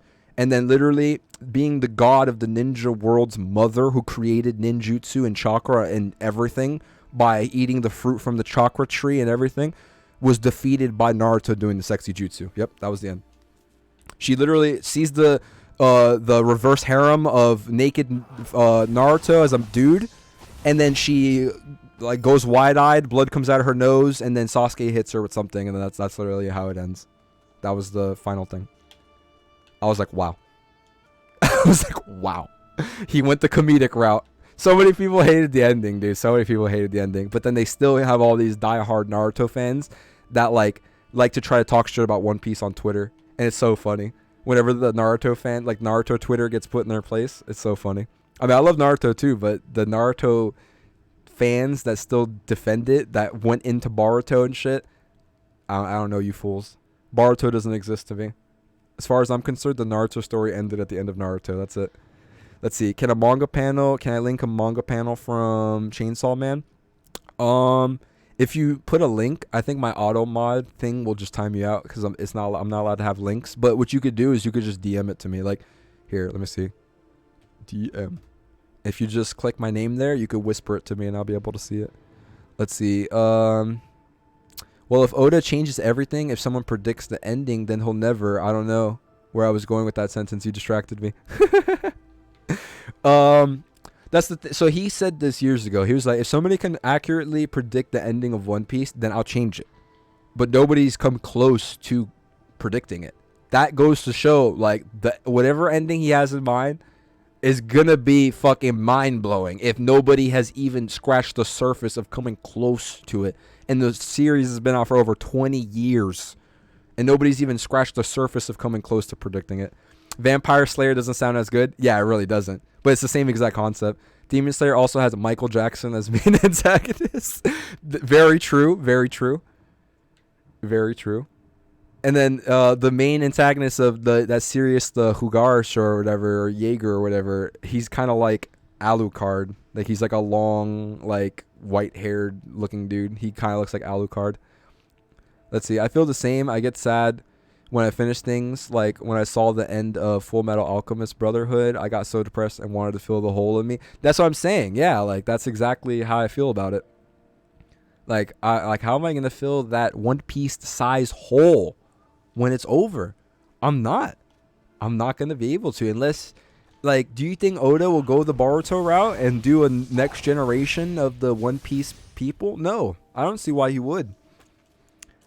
You know what I could see Oda doing, though? I can see Oda doing a prequel of One Piece, showing, like, how Roger became Pirate King, like, showing that original era of pirates. I could see him doing that.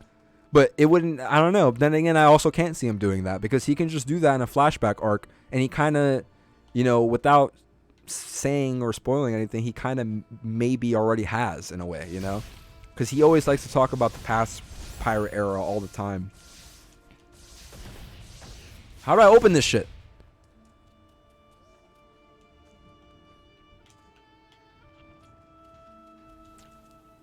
You sent the link? Oh, let me see. Damn, I dropped 84 frames. Holy fuck. Alright, let's see.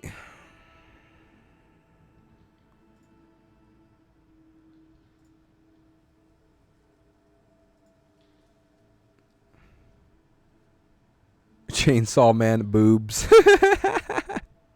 I'm glad that we didn't link this in the chat. I don't know what page I'm looking for. Few artists who draw power with big boobs. Do you intentionally draw her like that, knowing that her chest is actually flat? Let's see. Oh, that's that one girl with the spike with the spikes on her head that everybody simps for. With the fangs, yeah. Why did Power use breast pad? What? She's an angel. Wait, what did she say? She said, "Aren't you excited?" Go on. What are you waiting for? Aren't you excited? Touch away. Is she, like, giving him her feet to touch, or is she saying, like, go ahead, touch my boobs? Like, what is it that she's saying? I'm confused. What you sent me to was literally, or what you sent was literally just google.com /Chainsaw Man boobs. And then it took me to Google image search of Chainsaw Man boobs. Damn it. Now that's in my fucking... Oh, he could touch her boobs? That's what it was? Oh, okay. Damn it. Now this is in my search history. I'm fucking with you. I don't give a fuck.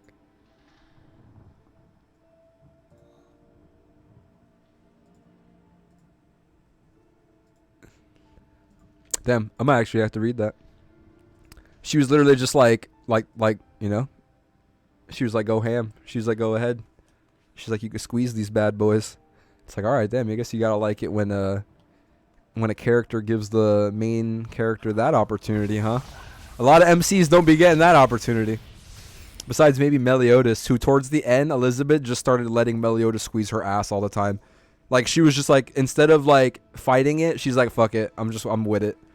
And then, like in the later half of the series, like, Meliodas just would always grab her ass all the time, and she was just with it. She was like, all right. She's like, I know you like this, so because you like it, I like it.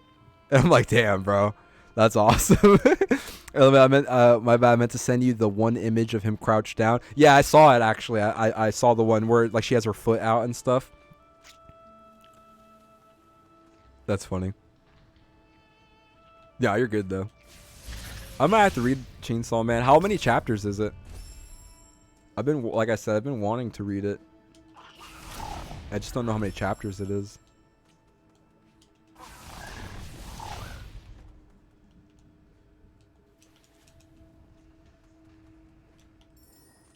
But oh, actually, I just remembered something too. The main reason why I use Demon Slayer as like the main example for like people who stand over a series that like they haven't even finished and then they spend a lot of money on memorabilia towards it is because I'm gonna be honest with you.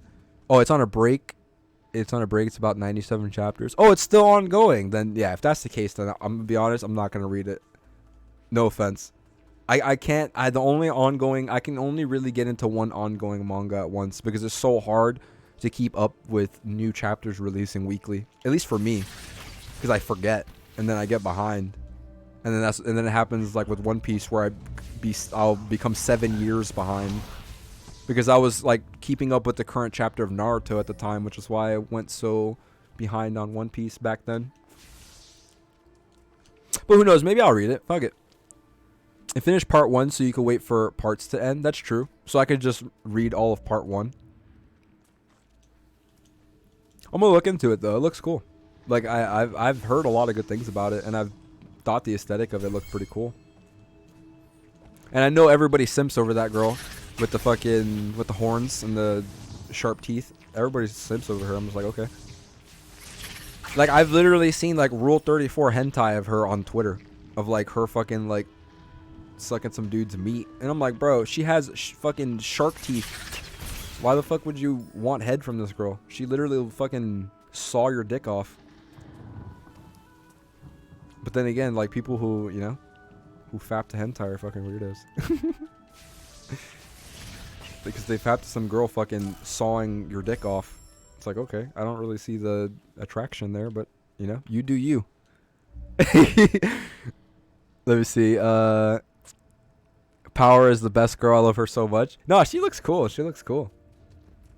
She reminds me of that one girl. What's her name? That one other anime girl that is a similar design that everybody simps over. It's like 02 or some shit. And then they have that TikTok dance that that weird fucking TikTok song that, and it's just like 02 dancing. When she shat in the toilet without flushing, I was like, that me for real, for real. Jesus Christ. Contain yourself. It's like, bro, that one panel where she shit in the toilet and she didn't wipe, she just like me, for real, for real.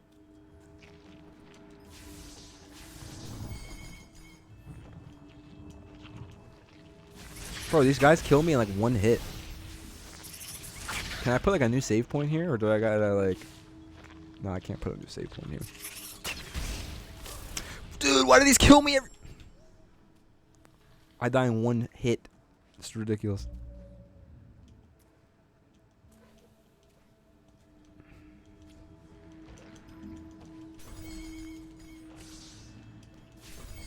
You know what I think is funny? I think it's funny that like anime characters depicted in like a sexual way it's called hentai. But if you look up the Japanese translation of the word pervert, it's hentai. I'm like, that's really funny. That's why, like, in One Piece, like, whenever they call Frankie a pervert, they just call him a hentai. Literally, they're just like, you're a hentai, bro. I've always found that funny though, because I've known what hentai was for years, like even when I was in middle school and shit. And dude, I remember like printing out like Naruto hentai photos and like fucking showing them to my friends at school in middle school. I shit you not. But yeah. I've always known what hentai was, but I never knew what it meant. And I just learned like in the last few years that hentai is actually just pervert in Japanese. And I'm like, that makes a lot of sense. Oh, I guess these little green things are how you heal, I'm assuming. Yeah, man, I do recommend Chainsaw Man, but I personally relate to the main character in many ways, especially the worst ways. They don't shy away from the terrible parts of humans. Yeah, that's really good. That's cool. It gives them more depth. Gives the characters more depth. For them to have, like, you know, human-like personalities. Press X to insert the mapstone fragment. I did it. Did it work? Oh, I don't have a mapstone fragment. Okay.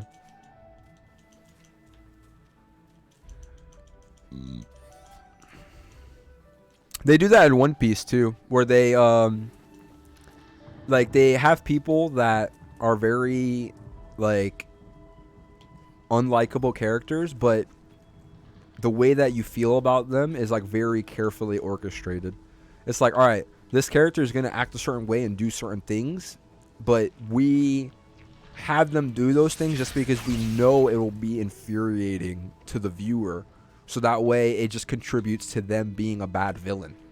Like they'll have the villains do the most fucked up shit to people, and then you're like, oh my god, this guy is so fucked. Like this guy's such a piece of shit. But it's like, well, that's what they're going for. He's a bad guy, so they want you to hate him. They want to build up that animosity in the viewer towards that character. So like kind of translate what the MC is feeling towards that character. They do a really good job of that in One Piece. Like when you see the bad people in One Piece, you're like, these guys are fucking terrible. Like these guys are pieces of shit. Wait, I've done this part before. Didn't I get past this already? I could have sworn I did this already. Yeah, he starts out wanting a hug and slowly wants more and more till it ends badly. Even when you know it's bad, you want more of it. Yep. My son, so basically my son is just a simp for that girl, and he keeps like wanting more, and she keeps giving, or he keeps desiring more, and then she keeps desiring him less the more he wants her, probably. Something like that.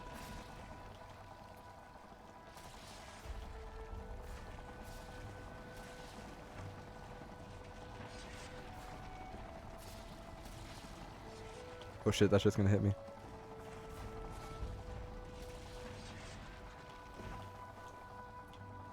Woo, I got it!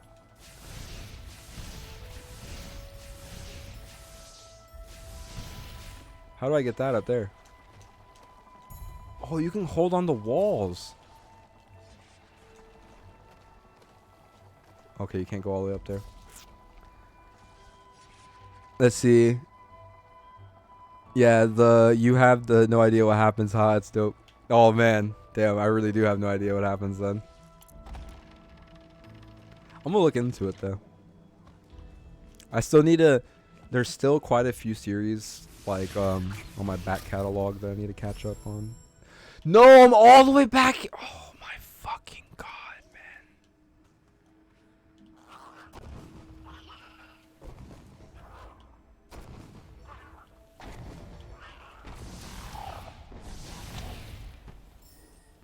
How do I pick this up? Why is my save all the way over here? Have I seen Mob Psycho 100? No, I haven't. I've heard about it though, and I've wanted to get into it because I've heard it's really good. I heard it has cool visuals, and I've heard that the story is also pretty cool. I know it's by the same art style as One Punch Man. One Punch Man's also another one I haven't got into. Bro, I'm telling you, there's so many series that I have to finish or like get into, but like I've just been so preoccupied with just like being obsessed with One Piece that it makes it hard. Like at least I read and watched Demon Slayer in between One Piece. And then the last few series that I got into before I caught up with One Piece was I watched all of Overlord 1 and 2, and then I watched like the first episode of Overlord 3. I didn't finish it. I watched like the first few seasons of 7 Deadly Sins, and I got all the way up into the part where he was facing the 10 Commandments, and then like he was learning the true nature of his past and shit, and I didn't finish it. And then yeah, My Hero Academia, all the way up until the point where fucking Deku like fucked his whole shit up, and the doctor was like, oh, if you do this shit again, like you're never gonna be able to use your arms again, like I'm telling you. And then he just learned how to kick, and then he met that one guy from the grade above him that can like phase in and out of walls, that's like a really smiley looking dude. That was like the last episode I ever watched.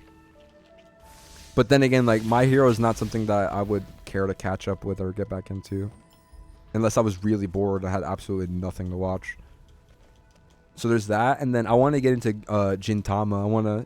That series is fucking sick. I watched one of the Gintama movies with one of my friends in like a Discord call, and I don't remember if it was non-canon or not, but whether or not it is or it isn't, I was like, damn, this fucking show is cool. Like the action in it, and like the sword fights and shit. That shit was dope.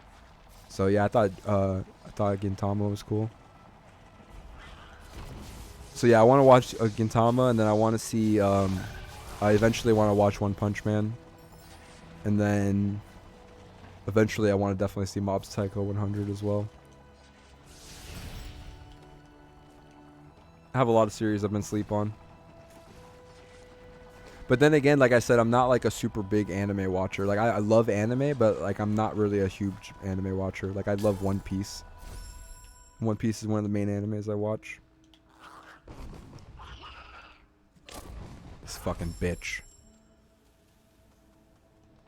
I actually just watched the well, I don't know. I kind of lied. I watch anime every so often, like, but it depends. Like, I have to be in the mood for it, and it has to be like there. And if it strikes my interest, then I'll watch it. Like, I was scrolling through Netflix the other day because I was bored and I didn't want to play Elden Ring because I had just beaten like New Game Plus Plus, or it was New Game Plus because I'm in New Game Plus Plus now. So I had just beaten New Game Plus, and I was like, all right, I'm gonna start tomorrow. So what can I watch in the meantime? So I started watching this anime called High Rise Invasion on Netflix, and my friend was like, "Yeah," he's like, "That's a pretty good series." He's like, "I read the manga for it," and then I looked into it, and I was like, "Yeah, this series actually isn't bad." I watched the whole anime. I thought the anime was pretty decent. I thought it was cool, like the story wise and shit. And then I went on to the manga, and then I read a little bit of the manga. To be honest, though, I didn't want to like read the manga for its entirety. So I watched the first season of the anime, realized that the anime wasn't the complete story. I skimmed what happened after the anime ended, and then after pretty much figuring out where the story was heading, I just fast forwarded to the climax, and then I just read the last few chapters, and I was like, okay. So I was really lazy with that. I didn't indulge in it fully like I could have, but I still got the gist of it. The anime wasn't bad. The anime was a very fan servicey anime, though, I'll be honest with you. It's like this girl, like, she'll fucking like run behind a wall or some shit to like go into cover to like not get shot by some dude, and then instead of like the camera angle just like being like her with her back against the wall, it'll be like, oh my god, and then it'll like the camera will shift from like the wall to like the floor to then pointing up at her fucking panties under her skirt.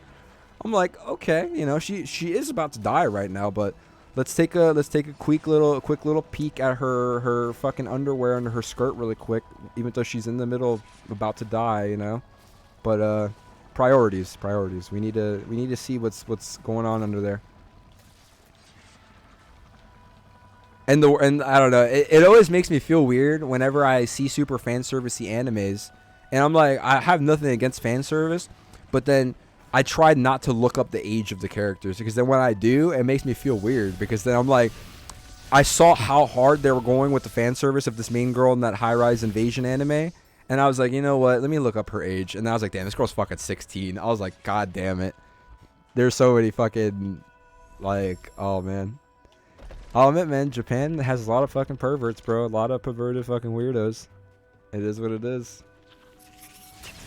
Like, literally, like, I remember in response to, like, this hentai game that received a lot of backlash, people were just like, oh, this shit's fucked up, blah, blah, blah. And it received a lot of backlash. So this is what the developer said.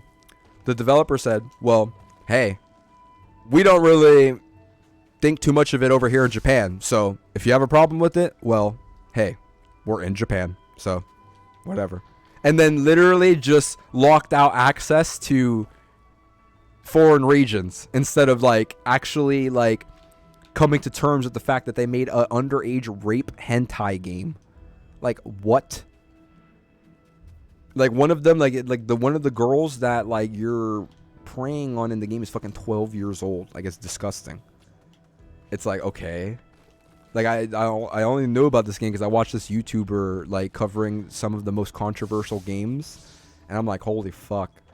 So it's like, alright. But then you realize that a lot. Like, in a lot of certain series and animes and shit, they have fucking extreme fan service on, like, underage characters. even Nezuko in Demon Slayer, like she's fucking like 12 or some shit. And then when she turns into her demon transformation, they give her like these big ass fucking bulging titties and shit. I'm like, bro, she's literally a child. Like, what the fuck? I also saw a lot of people on Twitter like talking about that, like it receiving a bit of backlash for like the characters or Nezuko being unnecessarily lewd when she transforms. And I agree. I mean, she's literally a child, so like I don't think she should be overly sexualized like that. But like I said, it's Japan. Like they look at that shit differently. Like it's not frowned upon to them. Like they'll have animes and shit where like the main character is a dude and it's like spends his time trying to like spy on his sisters naked and shit, like in the shower and shit. I forgot the name of that anime. But like literally, like there's one anime where the whole premise of it is just about this dude who has 3 sisters who he wants to bang, and it's fucking disgusting. It's like, okay. But hey, I mean, it's a foreign country, you know? Not what things that are taboo in one country may or may not be taboo in another country. It's just how it is. And if you don't like it, just like they said, well, hey, they're in Japan. And if you don't like it, then you don't have to indulge in it. Which, in a way, I kind of agree, you know? Like, nobody's telling you to go out of your way to indulge in that shit if you don't like it. But then again, it also doesn't justify it making it. But, hey, who am I to sit here and debate the cultural norms and taboos of other foreign countries? That's not my place. I have nothing to say in that. I don't live there. I'm not part of that culture. Let's see, bro, you're such a newbie to anime, LMAO. You got tunnel vision. Nah, I'm not a newbie to anime. What it is that I love One Piece and I love 90s anime. I realized that for me, a certain quality of like indulging in modern anime, I don't really like the way HD anime looks too much, unless it's like Demon Slayer type quality of animation where it has a bit of CGI in it and it's like really mind-blowing animation like that fucking that studio does. What is it, UFO Table or whatever the fuck it's called, UFO Table or whatever the fuck that makes the Demon Slayer animation. That shit's amazing. But for me, I really love 90s anime. Like 90s anime is where I really went crazy with it. And then I also like anime movies and shit. Like I like Studio Ghibli shit. Howl's Moving Castle is my favorite one. And then I don't know if you know about Madhouse. I think it's Madhouse Studios that does anime. I think that's what I'm thinking of. But yeah, they did this one really good anime. Wait, is it Madhouse? Hold on, let me see. Gotta look it up now. Yeah, it is Madhouse. Oh, you know what? Oh shit. Madhouse? What did they do? Let me see. You know what's funny is that Madhouse actually did the intro animation for the Persona 4 Golden game, and I love Persona. Like, the Persona 4 anime, I love that shit. Like, I watched that in its entirety, like the regular and the Golden. So, look, Madhouse Studio does Death Note. I've watched and read all of Death Note. Yeah, see, that's another thing. So, I love 90s anime. I love Madhouse-produced series, and then One Piece. But, like, a lot of modern anime, I just don't like. I don't resonate with it. Like, I just don't like it. It's, like, it's kind of weird. Like, see, Death Parade, I've looked into that. That one's actually pretty good. I've watched a few episodes of that. Look, I'm naming shit from Madhouse Studios. Overlord, I watched that. Black Lagoon, I watched that. Let's see. Overlord 2, yeah, I've seen that. Let's see. Overlord 3, yeah, I've seen that. Trigun from the 90s, which is also Madhouse Studio. That was what I mentioned before. Claymore, I've seen. Perfect Blue, that's an amazing anime film. Also Madhouse Studios. I've seen that. Let's see. Damn, I missed a few at the top. One Punch Man's also Madhouse, which that means that I gotta get into that. I've been sleep on it, see? From my favorite studio, and I've just been sleep on it. Hunter x Hunter is also Madhouse. You know, it's funny, I've watched Hunter x Hunter, but I just never, like, continue with it. That's another one that I gotta continue with, but the reason why I didn't continue with it was just because of how many hiatuses it had. Like, it always takes so many breaks, and then it had that joke where it was called hiatus x hiatus. Look, High School of the Dead, that's another. I watched that anime so long ago, and I read the manga for it. High School of the Dead is also, I love the fuck out of that anime, and I didn't even know that was Madhouse. Look at that. I'm going through this Madhouse anime list, and I'm seeing like almost a lot of these I've seen, and they're some of my favorite animes.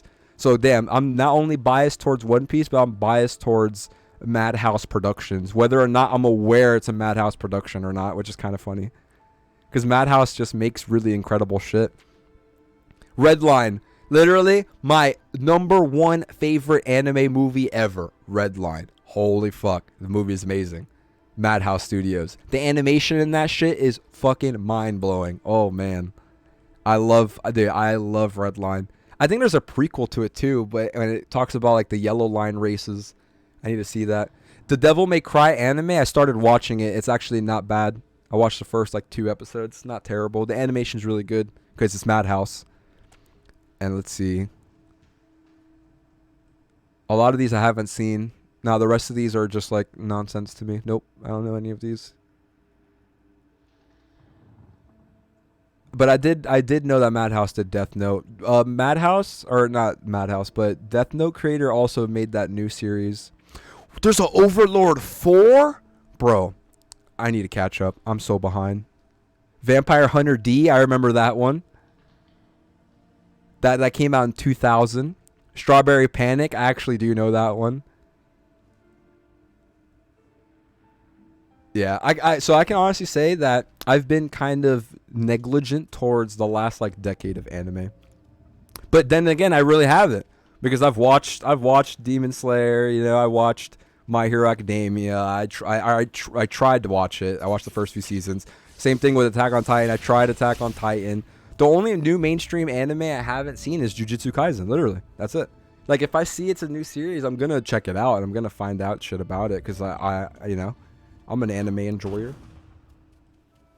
But yeah, High Rise Invasion. The only reason why I actually watched it and then started reading some of the mangas is because one of my friends recommended it to me. So it's like I didn't want to invest my time in it if it was trash. So I asked him, I was like, yo, you ever heard of High Rise Invasion or whatever? And he was like, yeah, I read the manga. And I was like, all right, bet. So then I looked into it. And then I saw that it actually wasn't that bad. Because that one friend, he actually has, I mean, he has pretty decent taste when it comes to shit like that. Like, he was the one that told me about Alice in Borderland. And then everybody was like, oh, fucking Squid Game, blah, blah, blah. Like, Alice in Borderland's shit compared to that. And I'm like, bro, Alice in Borderland literally shits on Squid Game. And not only that, Alice in Borderland was like a 3-episode AMV as an anime before it became a Netflix series. And the cool thing is that the 3-episode AMV that it was composed from is actually still the same writer that does the Netflix series. So it's like they continued on with it. Like, it was just a continuation. And like, it was a continuation plus live action adaptation. So it wasn't even like they were like, okay, we're gonna do a live action version of this fucking show. It was literally like, the dude was like, okay, this started out as a 3-episode AMV, and then literally, I guess he didn't want to, or he wasn't able to continue it as an anime.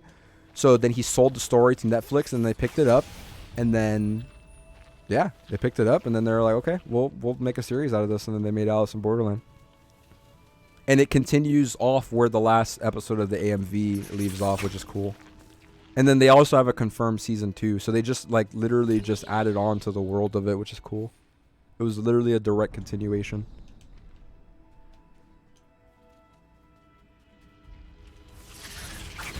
But see, another reason why I've been like also slacking on catching up with certain animes and stuff is because I've been busy indulging in actual other media besides anime. I like to explore my horizons. Like, the past few years, I've been getting more into like Korean media, like films and TV shows and stuff. They're not bad. Like, K-dramas are actually pretty decent.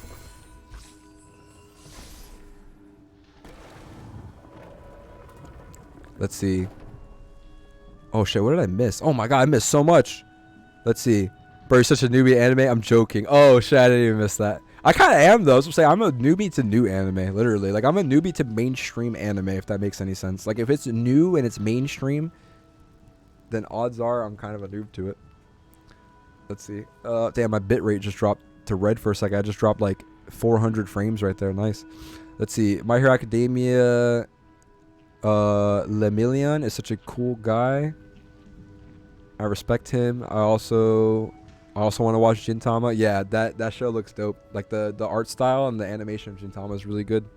From that one movie I watched, One Punch Man season 1 is an experience you should watch. You don't need to finish it, to be honest.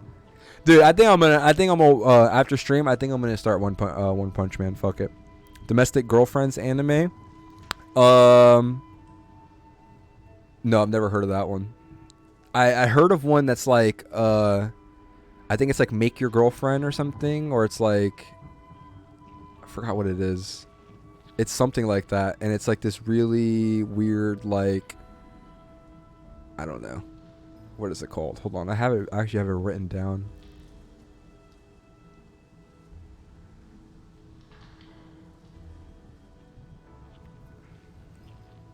Renting a Girlfriend, yeah, that's what it's called. There's a manga called Renting a Girlfriend. That's the only one I know about that's like close to that. So here's some of the stuff that I have on my list that like I haven't that I've been trying to go back and watch. Devil May Cry anime, Zeta Gundam, the Gantz anime, which was awesome.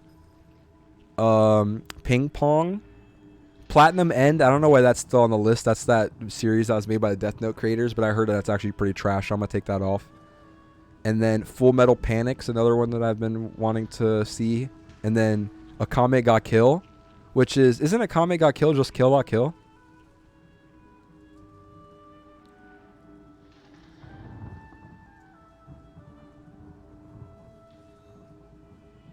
Oh no, Akame ga Kill is something different. Yeah, so Akame ga Kill is another one that struck my interest that I wanted to indulge in. Kill la Kill I've seen, but I didn't really, like, I was like, okay, I get it. It's like a young-looking 12-year-old MC girl that is just highly sexualized and, like, a lot of fucking fan service. And just the fact that the girl literally looks 12, I was like, okay, I can't get into this. Like, I tried to watch Kill la Kill, and you had these fucking girls, like, holding the swords with their ass cheeks and shit, and they look 12 years old. I'm just like, I can't. I really can't. And there's another one called The Aquatope on White Sand. I have that on my list as well. What the fuck is that? Oh, look. Yeah, literally. The Aquatope on White Sand is an animated series.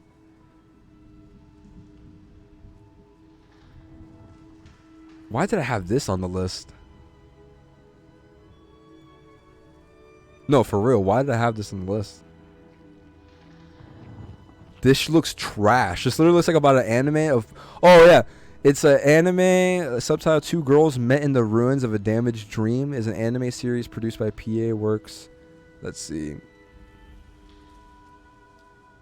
I don't know why I had this on my list. Maybe because it looked like they worked in an aquarium, and then the one girl was holding a penguin, and I like penguins.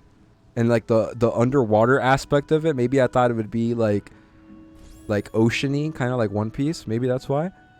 But upon further inspection, I don't think I'm gonna read that or watch that. That looks like kind of whack.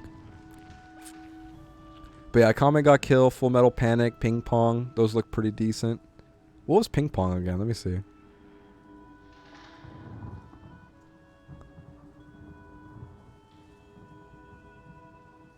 Yeah, Ping Pong, like that anime, that dude, the art style of Ping Pong looks crazy. That's why I wanted to watch it. It's such a unique art style. Ping Pong is literally like what it sounds like. It's an anime about a dude that's like a competitive ping pong player. 5 prodigies navigate the world of competitive ping pong. And the only reason why I know about it is because I knew about the manga and I never actually watched the anime. Anime came out 2014. Still on my list to watch though. And then what is Full Metal Panic again? I forgot.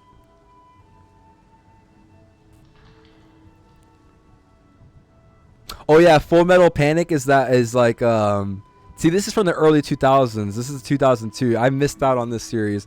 Full Metal Panic is like it's like a mech series.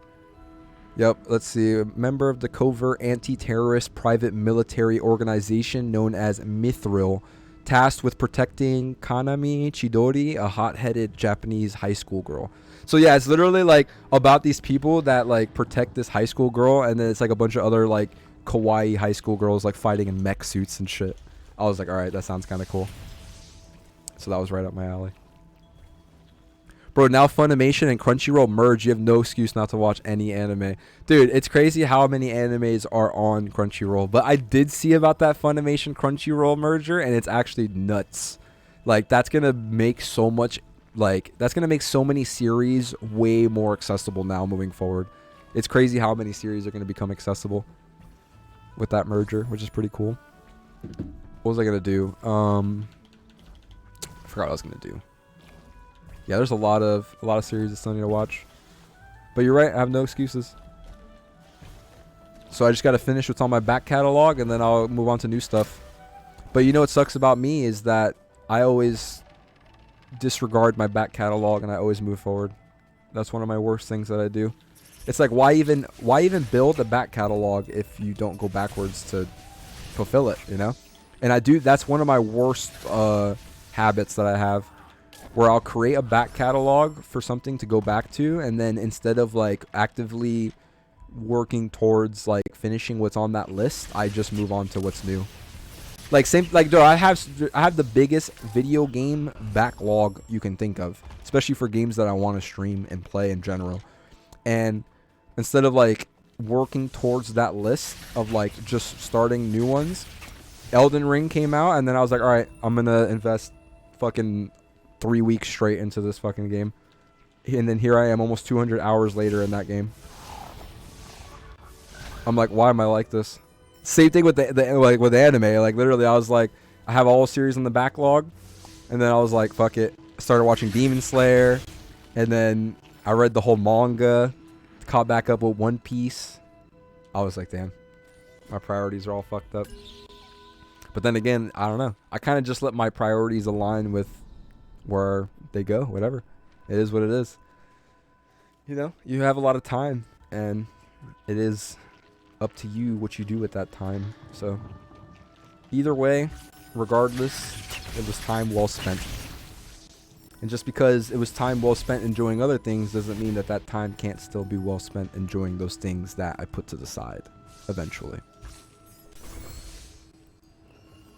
Bones also makes good anime, not as many as Madhouse though. It's actually like, it's funny that a lot of series that I loved and was a big fan of were made by Madhouse, and I didn't even know. Like Death Note. Actually, no, I did know that Death Note was made by Madhouse, but there was a few other ones there, like Overlord. I didn't know Overlord was Madhouse. I swear, and I've watched Overlord 1, 2, and 3. Well, I didn't finish 3, but I watched 1, 2, and then the beginning of 3. Like that boy Momon or Ainz Al Gun, that dude, he is a fucking beast. Overlord is like the same concept as Sword Art Online in a way, but it's just like better told. Oh, the timing on that's so hard. Overlord's really cool though. But same thing with One Punch Man. Like I didn't know One Punch Man was Madhouse, I swear. If I'll tell you this right now. I don't know when One Punch Man came out. I know One Punch Man came out quite a long time ago. But I'll tell you this. If I had known that One Punch Man was Madhouse from the get, I probably would have watched that show like 5 years earlier. Because like I said, I don't know why, but I'm just super biased towards the Madhouse series. Just because I know their animation is top notch. I wouldn't even say it's me being biased. It's just like, it's if anything, it's more coincidental than anything that a lot of my favorite series were also Madhouse productions. But I have also gone out of my way to like, from enjoying things and seeing that they were Madhouse productions, I have actually gone out of my way and looked up other Madhouse productions, and that's how I found other series. And usually they were never like disappointing for the most part. Like I can say confidently that every Madhouse production I've indulged in, I haven't been let down. Like I haven't been like left disappointed with it. But I don't know, you were saying something about One Punch Man, but I don't know. If One Punch Man ended up not being good in the end, it is what it is. Because you were saying that this first season is still like legendary, so fuck it.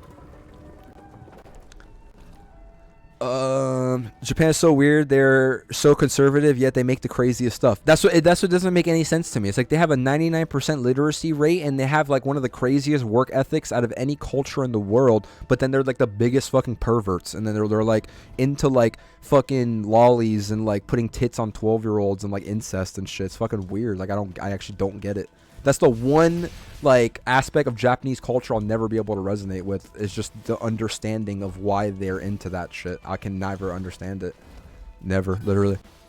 Madhouse is good. They made season 1 of One Punch Man. Like I said, oh, they only did season 1. Okay, I didn't know that. Let's see. Bones also makes good anime and has many. Oh, I read that already. Bro, now that Funimation. Oh, I read that already. Bro, I haven't even told you about my current fave anime. I hope you discover it. What is your current favorite anime? But yeah, the most recent one I watched, like I said, like I just finished a few days ago, was High Rise Invasion, and it was pretty cool.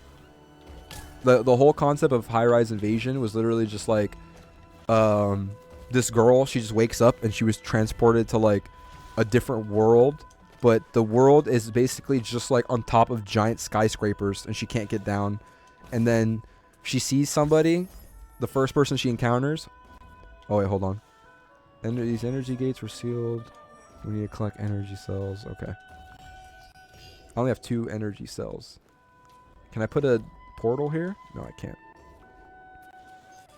Oh, I could put a portal here. Nice. Okay.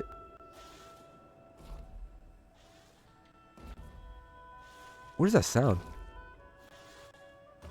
And the audio sounds kind of weird for a second. Oh yeah, so she gets teleported to this world that's like on top of skyscrapers and shit, but then she finds out that all ways to get to the floor have been completely like cut off. Like there's no stairs, there's no nothing. Literally the only way that you can get down is by jumping to suicide, literally, and killing yourself. And she sees like some girl do that right in the beginning. And then she's like, fuck, how am I in this world? And then she still has her phone, and then she like calls her brother. Then she finds out that her brother is also in the same world as her. And then she realizes like the reason why that girl jumped was because she was being chased by somebody. And then when she sees who it is, it's like some dude wearing a mask with like a fucking like machete or some shit who is trying to kill her. And then after she kills herself, he loses interest of her, and then he goes and he tries to kill her. And then she finds out that like, yeah, these masks are basically just being controlled to like, their whole objective is to either get you to commit suicide, or if they realize that you're not going to kill yourself, then they just kill you. So it's like a psychological thing. Like they push you to the brink of wanting to end your own life. And then like, yeah, if you don't, then they're just like, well, fuck you, we'll kill you anyways. And then you just see all these different masks. Like there's one dude who's like a sniper mask, and then there's like katana mask, and then there's swimmer mask, and like they're all just like different versions of like who they were when they were humans in the original world, but then like their abilities allowed them to like amplify who they are as a mask. Like there was like monk mask, and that guy was fucking OP, and he had like these monk prayer beads and shit, and he just had this crazy like open hand fighting style, and he was fucking OP. Like he would literally hit people with open palm hands and like make their whole head explode and shit. Like this guy was fucking OP. But yeah, Perfect Blue is amazing. But yeah, what's your current favorite anime? I think I asked that already.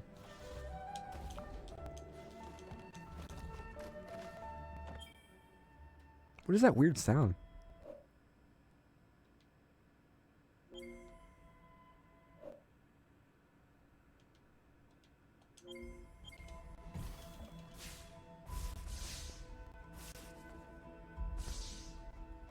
I think there's a desync in the audio. There is, look. When I hit the... I thought the audio was sounding weird. Holy fuck.